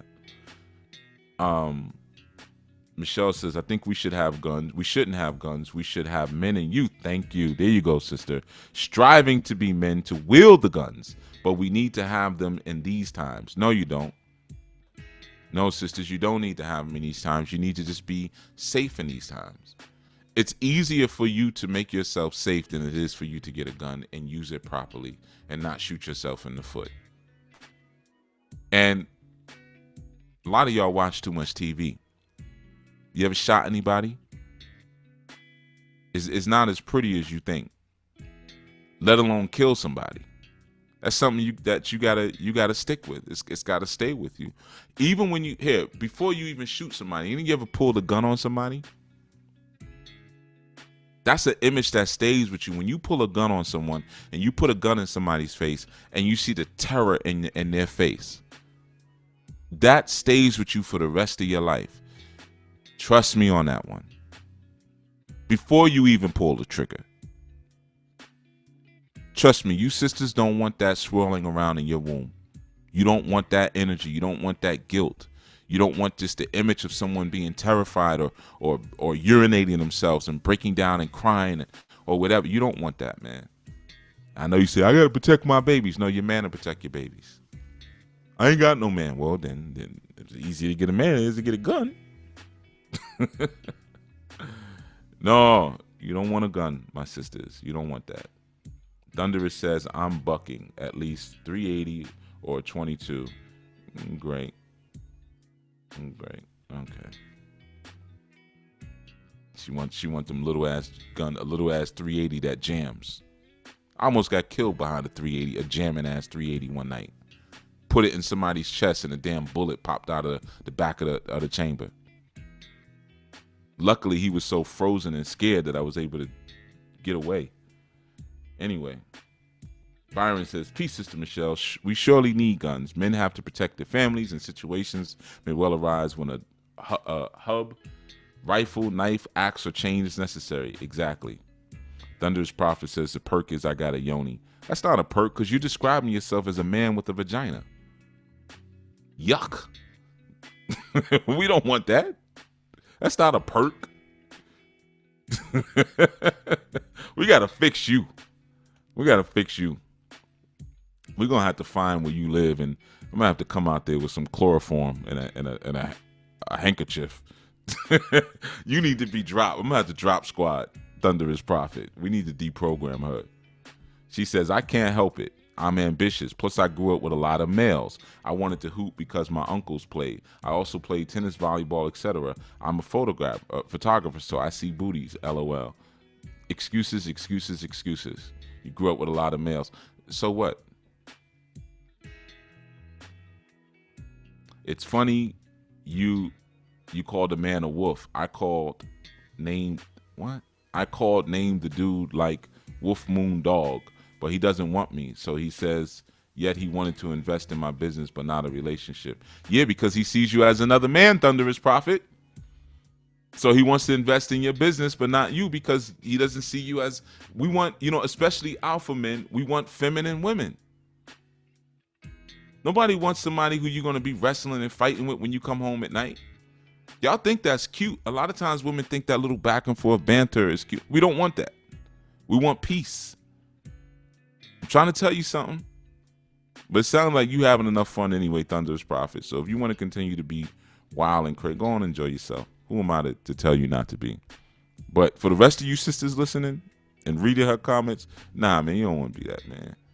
You know, you want that covering. You know, Thunderous Prophet and all of you women listening, man. I've seen the look in a woman's face. I've had women try to come at me strong and like that, and I've seen the look in their face when they've realized that they don't have to. You know, that moment where, matter of fact, that was the phone just rung just a minute ago. It was a sister who, when she first maybe came at me the same way. Well, wait a minute, let me tell you something, brother. And I was like, hold on, wait a minute. Who the F you? I almost said it. Who the F you think you're talking to? Hold on, let's get something straight. Look here. Boom, boom, boom, boom, boom, boom. Laid it down to her, you know, let her know what it was. And most women would have been like, oh my God, you know, he just cursed me out up and down. I'm out. Because a lot of times y'all don't realize coming at us like that is very, very offensive. It's very insulting. It's very disrespectful. But you live in a society where there's no consequences for you acting like that. So you can come at me like a man, get all aggressive with me, but if I come back at you like a man, then I'm going to go to jail. And you know that, so you continue to do it. So you got a man like me who doesn't care. All right, whatever, I'll go to jail. You know, but I'm going to keep, you know, my genitals. But yeah, like I told her, boom, boom, boom. Nah, you ain't gonna be talking like. Matter of fact, this is what you're gonna be doing. We cool to this day. You know, she would pause for a long time, and she said, "You know what? I'm sorry." She said, "I didn't realize how you." These are the words that she used. She said, "I didn't realize how you reason." You know, and I shouldn't have come at you like that. We're good. Now, I also recognized in her the elation that she had, that she could relax. That, oh, he's got this. Okay, he's all right. I'm good here. Finally, I'm good. I'm taken care of. Finally, I don't need to be coming with all that rah-rah energy. And on top of that, he's not having it. You know, but I don't need to be that, because he's rah-rah enough for both of us. Even though she's a, you know, this sister's tall, you know, big Amazonian sister, you know, big old behind, big old breasts just come stomping through. She one of them bush women, Jamaican sister, big bush Jamaican woman. I said, man, don't come with me with that, man. You crazy? Because I'm bigger than you. You know, I'll pick you, and I said, I'll pick your big ass up. So get up out of here with that. You know, and it was an elation. Like she can't, like, it's like that exhale. Finally, I can go be a woman again. You see? Finally, I can relax and go be a woman again. That's what you sisters need, man, because that's what's healthy for you. And just like us men, we need the same thing. We need to be in positions where we can be men and not have demands that are put on us that have nothing to do with us. Like, I'm sorry, I know I laugh every time I say it, but like, you know, hold my hand and cuddle with me. Yeah, if we want to. Yeah, if we're feeling that and the relationship is there and we want to give that to you, sure. But to try to terraform me is unhealthy for all of us. Because once I lose that, man, I won't even protect you right when the time comes. Trust me, you want me to keep my edge. You don't want me to lose my edge. You want me to listen to that music that you say, oh my God, it's so offensive. You want me to keep listening to that. You want me to take a swig of rum once in a while. I know Dr. Africa said that alcohol is poison. I know that. But me and Dr. Africa are not the same man. We're different. I know Dr. Sebi said don't, but me and Dr. Sebi are two different men. He kept his edge one way, I keep my edge another. You don't want a man to lose his edge, because then he loses his focus. Once he loses his focus, he loses his drive. Once he loses his focus plus his drive, his immunity is his immune system is compromised at that point. Then he's not going out and creating businesses. Then he doesn't have any direction to lead the family into. Then he doesn't have any good game to give you. He doesn't have any of that stuff. You see? Because he was too rough around the edges. If he's rough around the edges, only come around him when you get to the smooth parts. When he gets rough, back away. You see? It's real simple. Just like if I'm with a woman and she starts to get all chi-chi foo-foo, I tell her in a heartbeat, look, I don't want to hear about all that, man. Call up one of your girlfriends. Oh, can I just tell you, I was with a sister recently I was helping move. And she started talking to me about food. She said, oh, let me show you this picture of this dish that I made. It came out so good. I made an upside down pineapple cake. I said, what? I said, all right, tell you what, while we're sharing, let me show you some pictures of some of these nude women in my phone who sent me nude pics. So we'll share. And I forgot that I used to, because I've known her for many years. I've known her for like 15 years. So she was like, oh my God, you still on that? I didn't realize I said that to her years ago before, because we haven't seen each other in years. You know, I was helping to do this move though. And I was like, yeah, I'm not interested in that world. I don't want to, if you bringing me the food, sure. But I don't want to see pictures of food. I don't want to hear about how you prepared it and how you got the ingredients and all of that. If you want to open up your world to me, let me open up my world to you. Let me show you what I like. Let me show you some booties and some breasts and some vaginas that women that I know have sent me pictures of. If not, then you'll understand that we're not friends. You see? I mean, of course, my guy friends, I don't even share those type of pictures. That's private. But what I'm saying is that, no, we're not friends. I'm not going to be excited and into the things that your girlfriends make. You see? The walls of mystique need to be held up. Trust me. Sister Diana says, when I was growing up, the saying was, if you act like a man, you get treated like a man. This is absolutely correct. And it's not always physical that, you know, he's going to put his hands on you, but the world will perceive you as such, and nobody gives a damn about a man. Nobody's helping men right now. So then you find you're in a situation where you're not being helped. You know, or people are not having empathy for you or not having compassion for you. Well, because if you shouting every day how you don't need anyone, you don't need anything, and you're independent, you're shouting the mantra of men. We're supposed to be independent because that's how we build families, through our independence. But if you've taken that mantra onto yourself and you're owning that now, then the world will perceive you as such, because that's the paradigm you walked into. There's nothing wrong with saying I'm weak, I need help, I can't do this. A lot of sisters don't like asking for things. And I understand it. A lot of these guys are so horrible, you know, you just get used to doing things for yourself because he ain't gonna do it for you anyway. So, but you have to learn discernment, sisters. You got to know when you come amongst a different energy. You got to know the difference between a beta male and an alpha male. We ain't all the same. Just like y'all ain't all the same. All of you are not fighting on videos in World Star. But just because you're not fighting in a World Star video doesn't mean that you don't have ratchet ghetto behavior. Some of you hide it well. It's different ways that it comes out. Just because you still have feminine nature doesn't mean that you don't have what we call subliminal masculinity. Some of you have subliminal masculinity disorder. So you look good, you look sweet, you got your dress on, you smell good, you got nice features and all of that, you know, soft, small, gentle features, but you always want to talk over somebody when they're talking. You always want to have the last word. You don't want to take any direction. You don't want to take any guidance. You don't want to change any of the core things that are wrong with you that a man is pointing out to you, because he's doing his job. That's what you wanted, right? Someone to give you some guidance. He comes in doing his job. You don't want any of that because you have subliminal masculinity disorder. You see, so we have to be able to see those things in each other and know when we come amongst something that's different.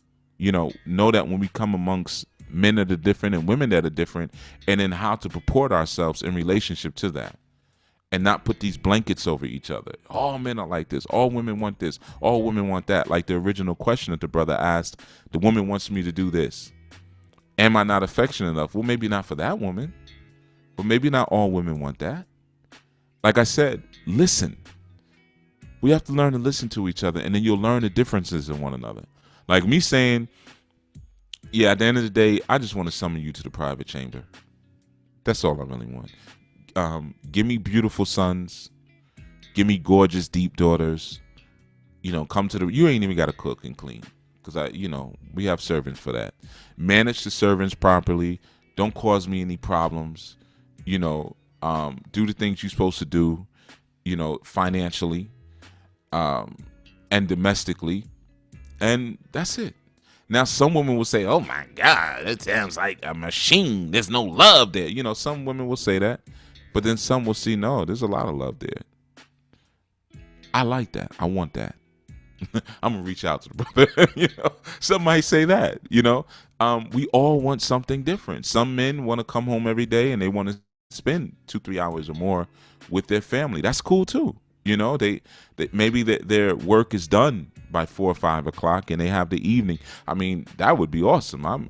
I wouldn't even mind having a life like that. I just never had that. Where they can actually relax all night and go bowling with their children and things like that. We all have a different purpose in life and we all come to play different roles. And based on that, there's certain things that accommodate and provide the environmental context to do what it is that we want to do. And there's nothing wrong with us having different things, because we all have the same cultural imperative. That cultural imperative is peace. So think about what brings peace into your home, what brings peace into your life, and how you can share and transmit peace among one another. That's when you start to really have a community, but we can't put blanket, like Thunderous Prophet. There may be a guy that's like, ooh, I've been looking for a woman just like that. Yeah, I would love a woman running around tote guns with me. Yeah, I mean, I like that, but still put the gun in your pocketbook. I don't want you rocking a holster, but, there's other things that you may want, you may desire, but every guy is different. Some guys may say, no, I don't want that. That's cool, because for certain women, that will terraform her femininity. So it's not good for her. You don't want that from her, I know some women who know how to farm. Now, women I know who farm don't usually have the prettiest nails, right? Now, if you're a guy where nails are important to you and soft, delicate hands, you don't want a woman who farms. Her hands are going to feel like she's been lifting weights. They're going to be callous. Her fingernails going to be broke. They're going to be thick and wide, But some men may look at that and say, wow, that sister works. That's a turn on. She works. So we all want something different, man. I told a woman something once and she kind of was taken back. And she said, why do you like me? I said, because you're big. You look sturdy. You look like you could take a pounding. And she said, what? She was taken back. But I said, hey, I'm keeping real with you. She was an Oshun sister, real pretty, gorgeous sister, but just had just one of them big, thick frame women. I said, you look like you could take a pounding. So we all want different things for different reasons, man. And that's where respect and love comes in, and being honest and authentic with one another. We have to love each other enough to be that honest, All right, I'm gonna go right through these comments real quick, and then we're gonna get out of here. Sister Andrea says to Diana, I guess you were answering something. Okay, she says, I wanted a gun as well, but my father suggested wasp spray. Okay, yeah, that could work. If you're on your own and someone attempts to invade your space, that will stop them in their tracks, so you can get help. It might, but it depends on how the invader is. If their testosterone is high, I've been sprayed with mace before and kept going, blind. It depends on how high the testosterone is. Here's the answer: don't be on your own. Real simple. I told you these things they're preventive, and when you really look at them properly. Byron says he becomes a dull blade without focus. Right. A dull blade, which is basically a limp penis. Exactly. And what blades, let me give you a little spiritual game. What blades always represent is discernment. Whenever you see knives, like even Ogun's machetes, it represents discernment. You look at in the Hindi culture, you see a lot of blades, swords, and stuff like that, because you're splitting things. One goes there, the other one goes there. There's even a pataki about that with Ogun, where he splits land, and then he used the mariwo, or what we call the palm fronds, to delineate one land from another. But he starts the first split with the sword or the cutlass or the machete. So yeah. Let's see. Georgina says men being men are an inspiration. Period. They're an inspiration to me too. I agree. Thunderous Prophet. She's on a roll today. she comes in and out. Some days we don't see her. We don't see her for 7 days at a time. And when she comes in, she's in. Thunderous Prophet says, I do want the covering, all jokes aside. I'm tired of being tough. There we go. There we go. Now she sounds sexy. She sounds so sexy right now. I'm going to start it from the beginning. I do want the covering. All jokes aside, I'm tired of being tough. I just want to be a lady. All right, Shanae. I have cried behind this. That's unfortunate. So yes, I joke a lot, but I am a woman. So then, here, let me give you a little guidance, sister. There's always truth in jest. Lead with the woman and put the jokes behind you. Let the jokes be the addendum. But start out by letting us know that you want a covering and that you are a woman and that you're tired of being tough and you want to be a lady and you want to be with a strong man who can make you feel soft again. Start with that. You'd be surprised how much further it gets you. Because it's just like when you read ingredients on the side of a bottle, right? Whatever is listed first is what it has the predominance of. Like you look at a soda can, usually the first ingredient is water, and then it'll say sugar, because it's primarily just water and sugar. But see, it's the same thing when you're putting out ingredients into the universe for your life. When you're creating recipes for your world, what you say first means something. I saw when people call these shows and they say something, I say, well, wait a minute, you just said this. They say, well, no, I didn't mean it like that. I meant it like this. No, you meant it the way you said it. That's what you're putting out into the universe first. So give that some thought. Georgina says, my dad taught me that in his silent way. He just protected us. Thankful for that. That's so beautiful. Beautiful that you had that. I tell you. Thunder's Prophet says, Wolf Moondog seemed like the type I could do that with, but a lot of things have transpired between us. So I'm sure I'm not sure if he's really the right choice. Yeah, but we don't know Wolf Moondog, so I don't know. She also says, sometimes I feel like openness with Wolf Moondog has put a wedge between us. Probably. There was a point when he told me he was in love with me after being friends for years. I'm done with this. All right, I'm done. Another one. Oh, she's still going. Thunder's Prophet. She on it. She on a roll today. But he acted like he never said it, so I have no clue what to do. We had sex before. Loose sexual morals. So at this point, I don't want to be friends. I want more. You should have talked about that before he put his penis inside of you. I moved away for a year and came back. He had a quote-unquote girl, as he calls her. Then he wanted to put up a few thousands for my business, but I think I messed that up because I know I want more. Well, what you want is a man that's back and supports your business, girl. You better take that money. You better stop playing around and take that money. You said you want support, right?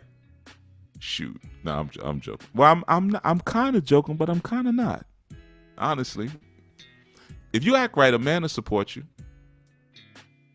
If you're respectful, you act right, and you honor a man, he'll support you. What else do you want at the end of the day? What do you sisters want? Sex, protection, security, money, stability, right? Sometimes you got to look at how you get it. So what? He's got a girl. You don't mind sharing because you remember, you just like a guy. You grew up around males. I'm sure you don't mind sharing him. He's giving you dough. He's breaking you off with some bread. So we know he's a trick. But anyway, he's breaking you off with some bread. He's giving you sex. You like him. If there's stability there, if there's affection there, if there's respect there, what else do you want? You ain't gonna get no fairy tale wedding. You ain't gonna get no white dress wedding because you already done deflowered yourself. So you can forget that part. So yeah, you have to really look at it sometimes a bit more objectively, when you're looking at things like that. Royal Honey Jaha said, okay, I guess you're still talking about the guy. He was performing like he had something to prove. Too aggressive without connecting made it more painful than enjoyable. Oh, y'all talking about sex. All right, I'm out of that. But your nasty selves. This early in the dawning. Fresh.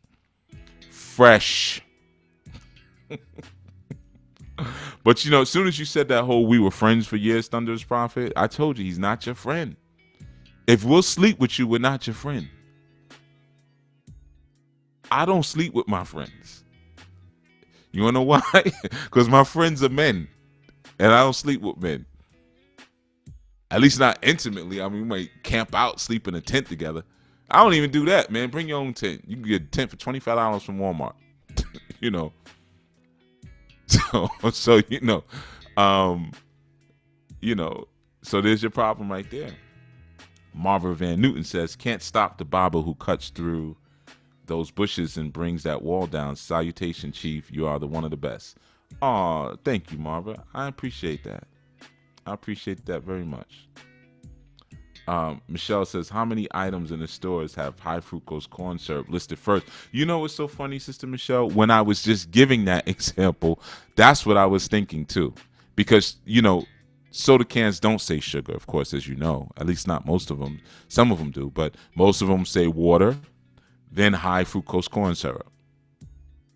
So that's all you're really drinking, and then you just got an essence of grape, an essence of cherry, so yeah, you're right. So that's the majority of what's being put out there, and I guess what's being received, you could say, in that sense. But yeah, Roy Honey Jaha and Thunder's Prophet, y'all in the same spot, man. Stop befriending guys like that, man. Just stop. I'm not your friend. Matter of fact, I'm not friends with any of you listening. I'm very cool with some of you brothers, but I'm not your friend. Because if I have to say things to you sometimes and be privy to things that a friend couldn't take the pressure of. For some of you brothers, I got to know things about your marriage. I know things about your wife, your children, your parents, your sisters, your brothers, and I have to move on it without the casualty of friendship. See, friends sometimes can be casual with each other because they can say, well, we still cool. You still my man. So if I say I'm going to go do a ritual for somebody, I have to go do that and not look. I don't look at them like you're my friends. I'm going to tell you honestly, look at you like you're my children. I know that may feel awkward because some of you are older than me. But that's just, the thing is, we always gauge age by the body. And that's so crazy. You better gauge it by the engine. If somebody sell you a car, somebody sell you a 1983 something, I don't know. And you look at the body and it's like, man, it's an old behind car. But wait a minute, it's got a brand new rebuilt engine in it. The engine has 5 miles on it. I only drove it from the shop to here. What are you going to say to yourself? You know what you're going to say. Shoot, this is a brand new car. Right? Because the outer shell is not as important. The engine, that's where you're going to spend all the money at. So it's the same thing with your mind, man. Your mind really is in the development and maturation and cultivation of that is what really determines what your age is. So yeah, I look at many of you like you're my children, even though some of you got me by 5, 10, 15 years. Just comes along with the job. Come along with the job. Yeah, Nissan Pulsar, 1983. No, but in 83, Sister Andrea, didn't they call them Datsuns? Remember, it was Datsun, and then Nissan bought Datsun, then it was Nissan Datsun, and then now it's just Nissan. I'm taking y'all back. Sister Thunderous Prophet says, it's too late. He said, I turned him off. Okay, move on. You think he's the only man you got? Plus, first of all, that whole relationship is shot anyway. I really would appreciate not ever hearing about him again, Thunderous Prophet. You telling me that this was your male friend for years, then you slept with him. So the whole relationship was backwards to begin with. And if a guy was friends with you for years, and obviously during those years he was hearing about all of your sexual exploits, so he already knows where your sexual morality lies. That's why he slept with you, and then that was the end of it. There's nothing left there for you. There's nothing left. Trust me on that. Even if he said he was turned off or not turned off, again, when you remain friends with someone too long, you break down the walls of mystique. But you know, like let's look at the example. I said this, the women that I'm sisters with, I'm like two of them. One of them, we're definitely, you know, we're like brothers, not because we look alike, but we've gone through a lot together. You know, she went through some really, really hard times that I was present for and showed up for, and really showed up because of her children. You know, but with my relationship with her children, you know, and learning about some of the things she was struggling with, a bond formed. And then when I went through something really heavy, she was present for it. But I also saw her in relationships, saw the nights when she would drop the children and to come play with my youth, and she got all this lip gloss on and glitter on her face. Where the hell are you going? You know, oh, I'm just gonna go with my girlfriend. You lying. And then come back the next day with no glitter and all the lip gloss smeared. Right. Okay. You went out and cheated on your man for the night. You know, so when you're friends like that and you break down those walls of mystique, you know, like I've always even said with long distance relationship, you know what the value is in them? You don't know each other's history. There's a value in that, believe it or not. In this society where we're so screwed up, some people turn their life around. You know, you don't need to find out that they were the town whore or the town drunk just, you know, 7 or 8 years ago. They may have got themselves together and now they can start fresh with you. Okay, Sister Andrea. So you said that's the year the pulsar came out. Oh, okay. 83, 84. Oh, okay. I learned.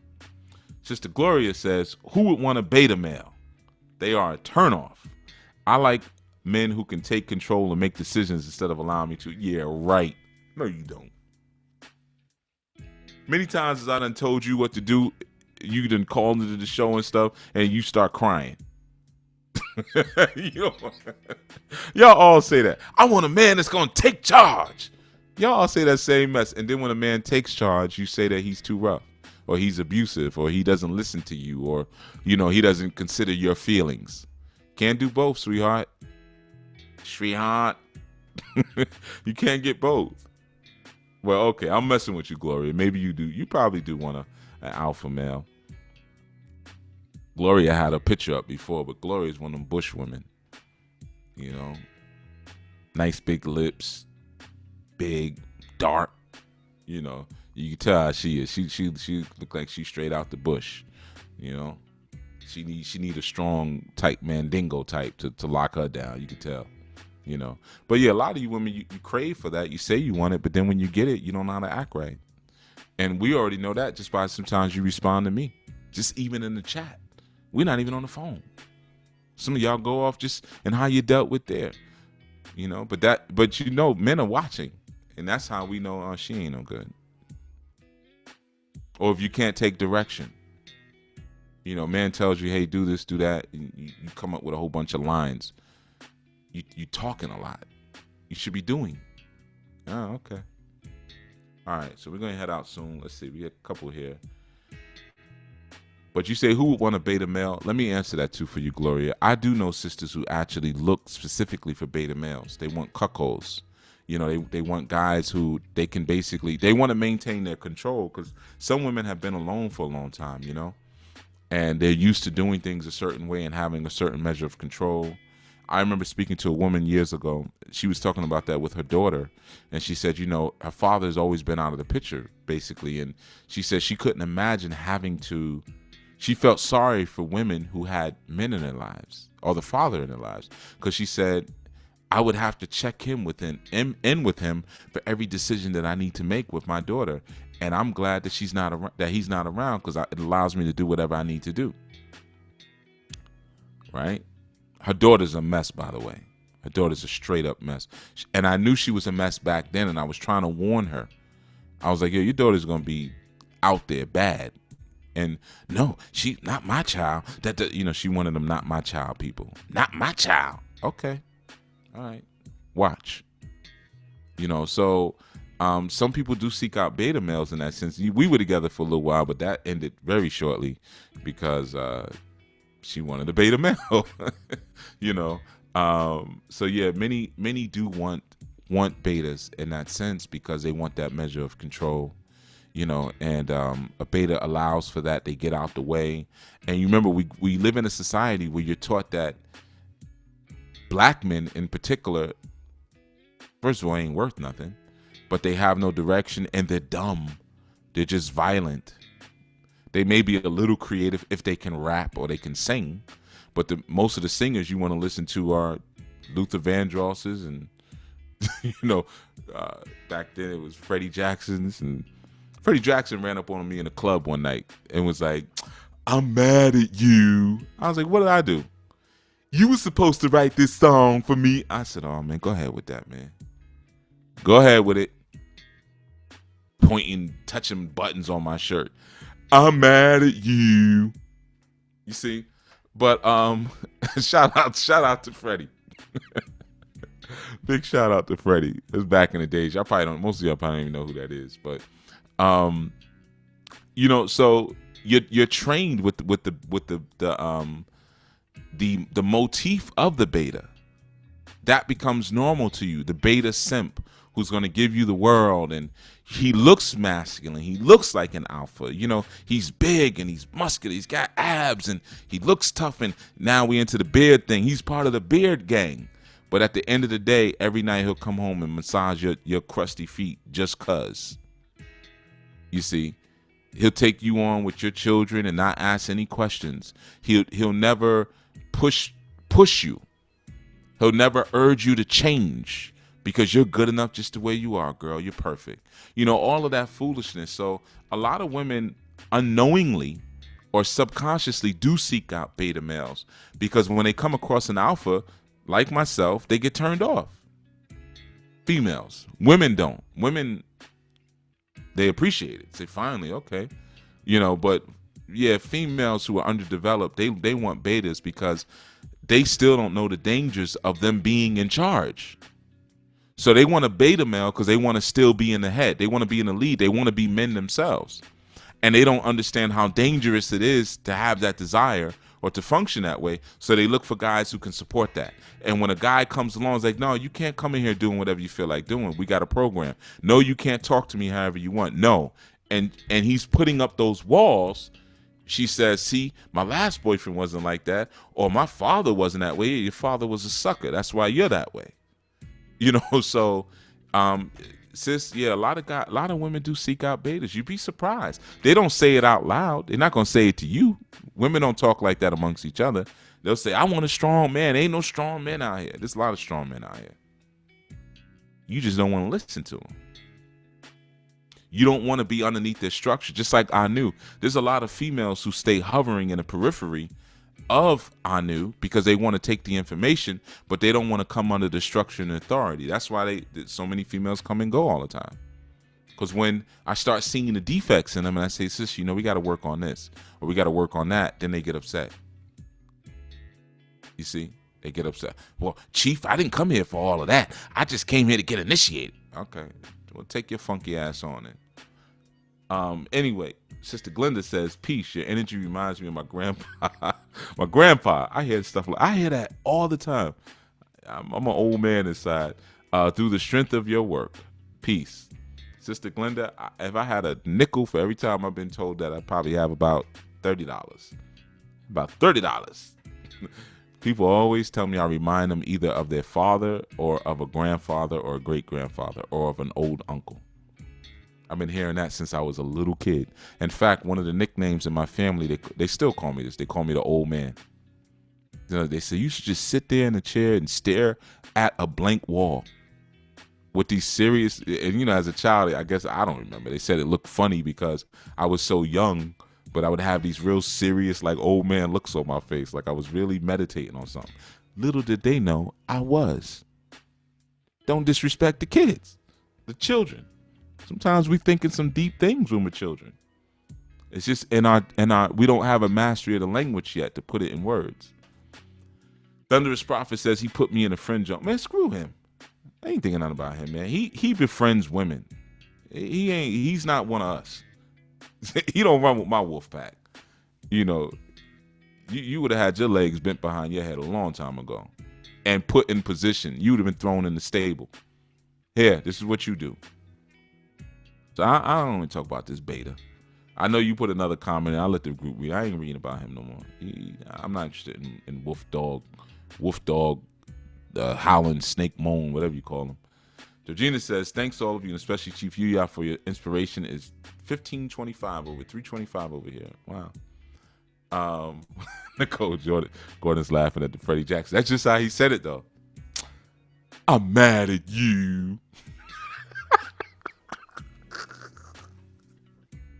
I said, man, get up out of here with that, man.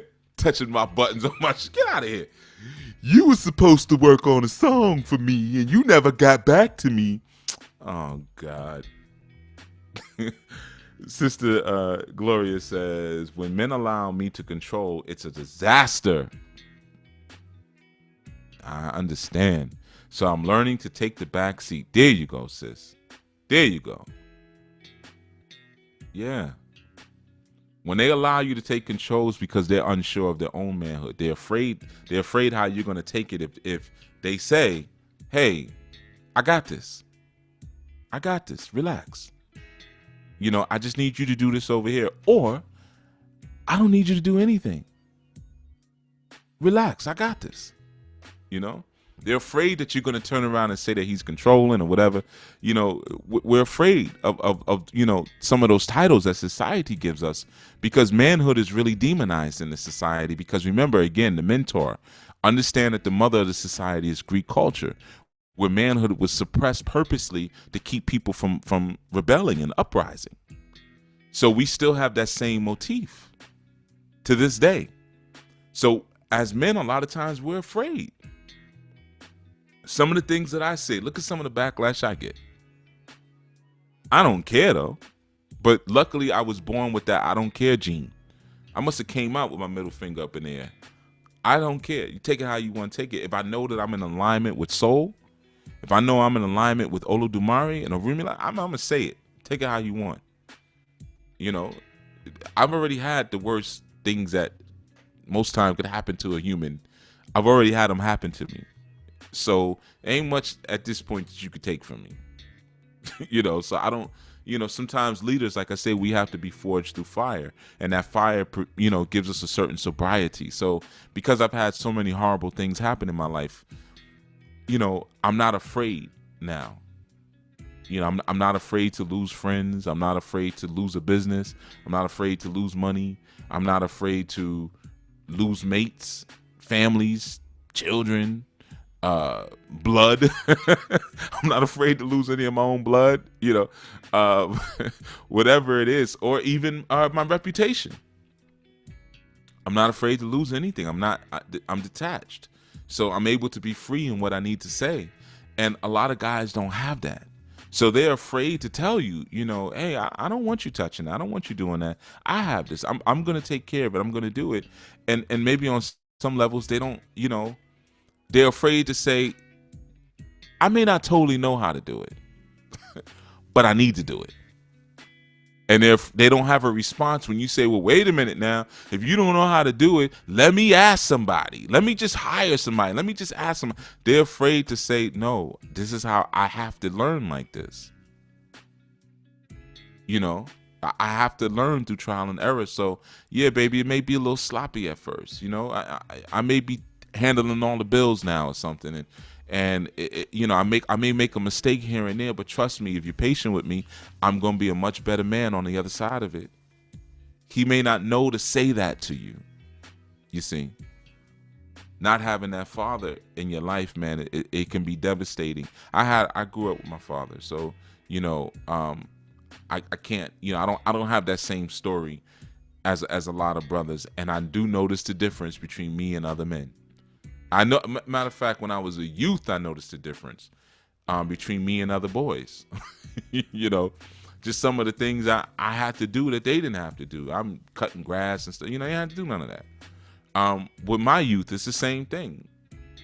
They always appreciate it, because most of their children most of their friends call me Baba anyway, and tell everybody I'm their father. So I got a bunch of young people who don't have men in the houses, but I've always embraced everybody. If I was taking my youth to the circus, like Universal Circus we used to go to, and what I used to do was rent a minivan. Come on, we all going. I'd pack all their friends because what is it? Extra $20, or $30 or whatever.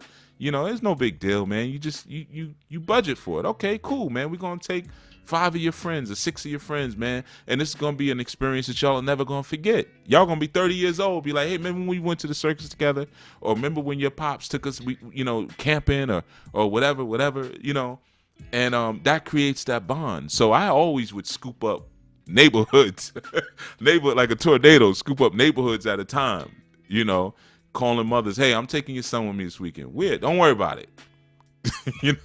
Because they know Baba's cool, so now a lot of these young guys, these fellas, man, they're 15, 16, 17, 18 years old, and you can see the difference in them. Or some of the ones who may have moved away and they came back, and even my youth see it like, wow, they, like they don't know certain things, Baba, like their friend with the candy situation. He lived in North Carolina for a while, and then came back, and now he's over there buying candy for the school slut. His game is sloppy. So, like Sister Georgina said, having that, man, is valuable, man. Having that father. Diana says, I have a strong personality. Whenever you hear a woman say that means she's got character problems. Whenever you hear a woman say, I got a strong personality, that's a woman who don't know how to shut up. No, I'm joking. No, I'm not joking. But I just, she said, I have a strong personality and I'm used to being in charge. When I tried that with the guy I'm seeing, he checked me and I knew I had to be humble. I had to humble myself with him. Humble yourself in general. It will help you. Strong personality for what? I'm used to being in charge. That means you're used to messing things up. And not being accountable because there's nobody to say you messed that up. That's why you want to be in charge, you see. So try to fix that overall. That's not just for you, of course, for any sister listening. All right. Oh, Gina Lacey said, great show. I am laughing so hard. Good. I'm glad.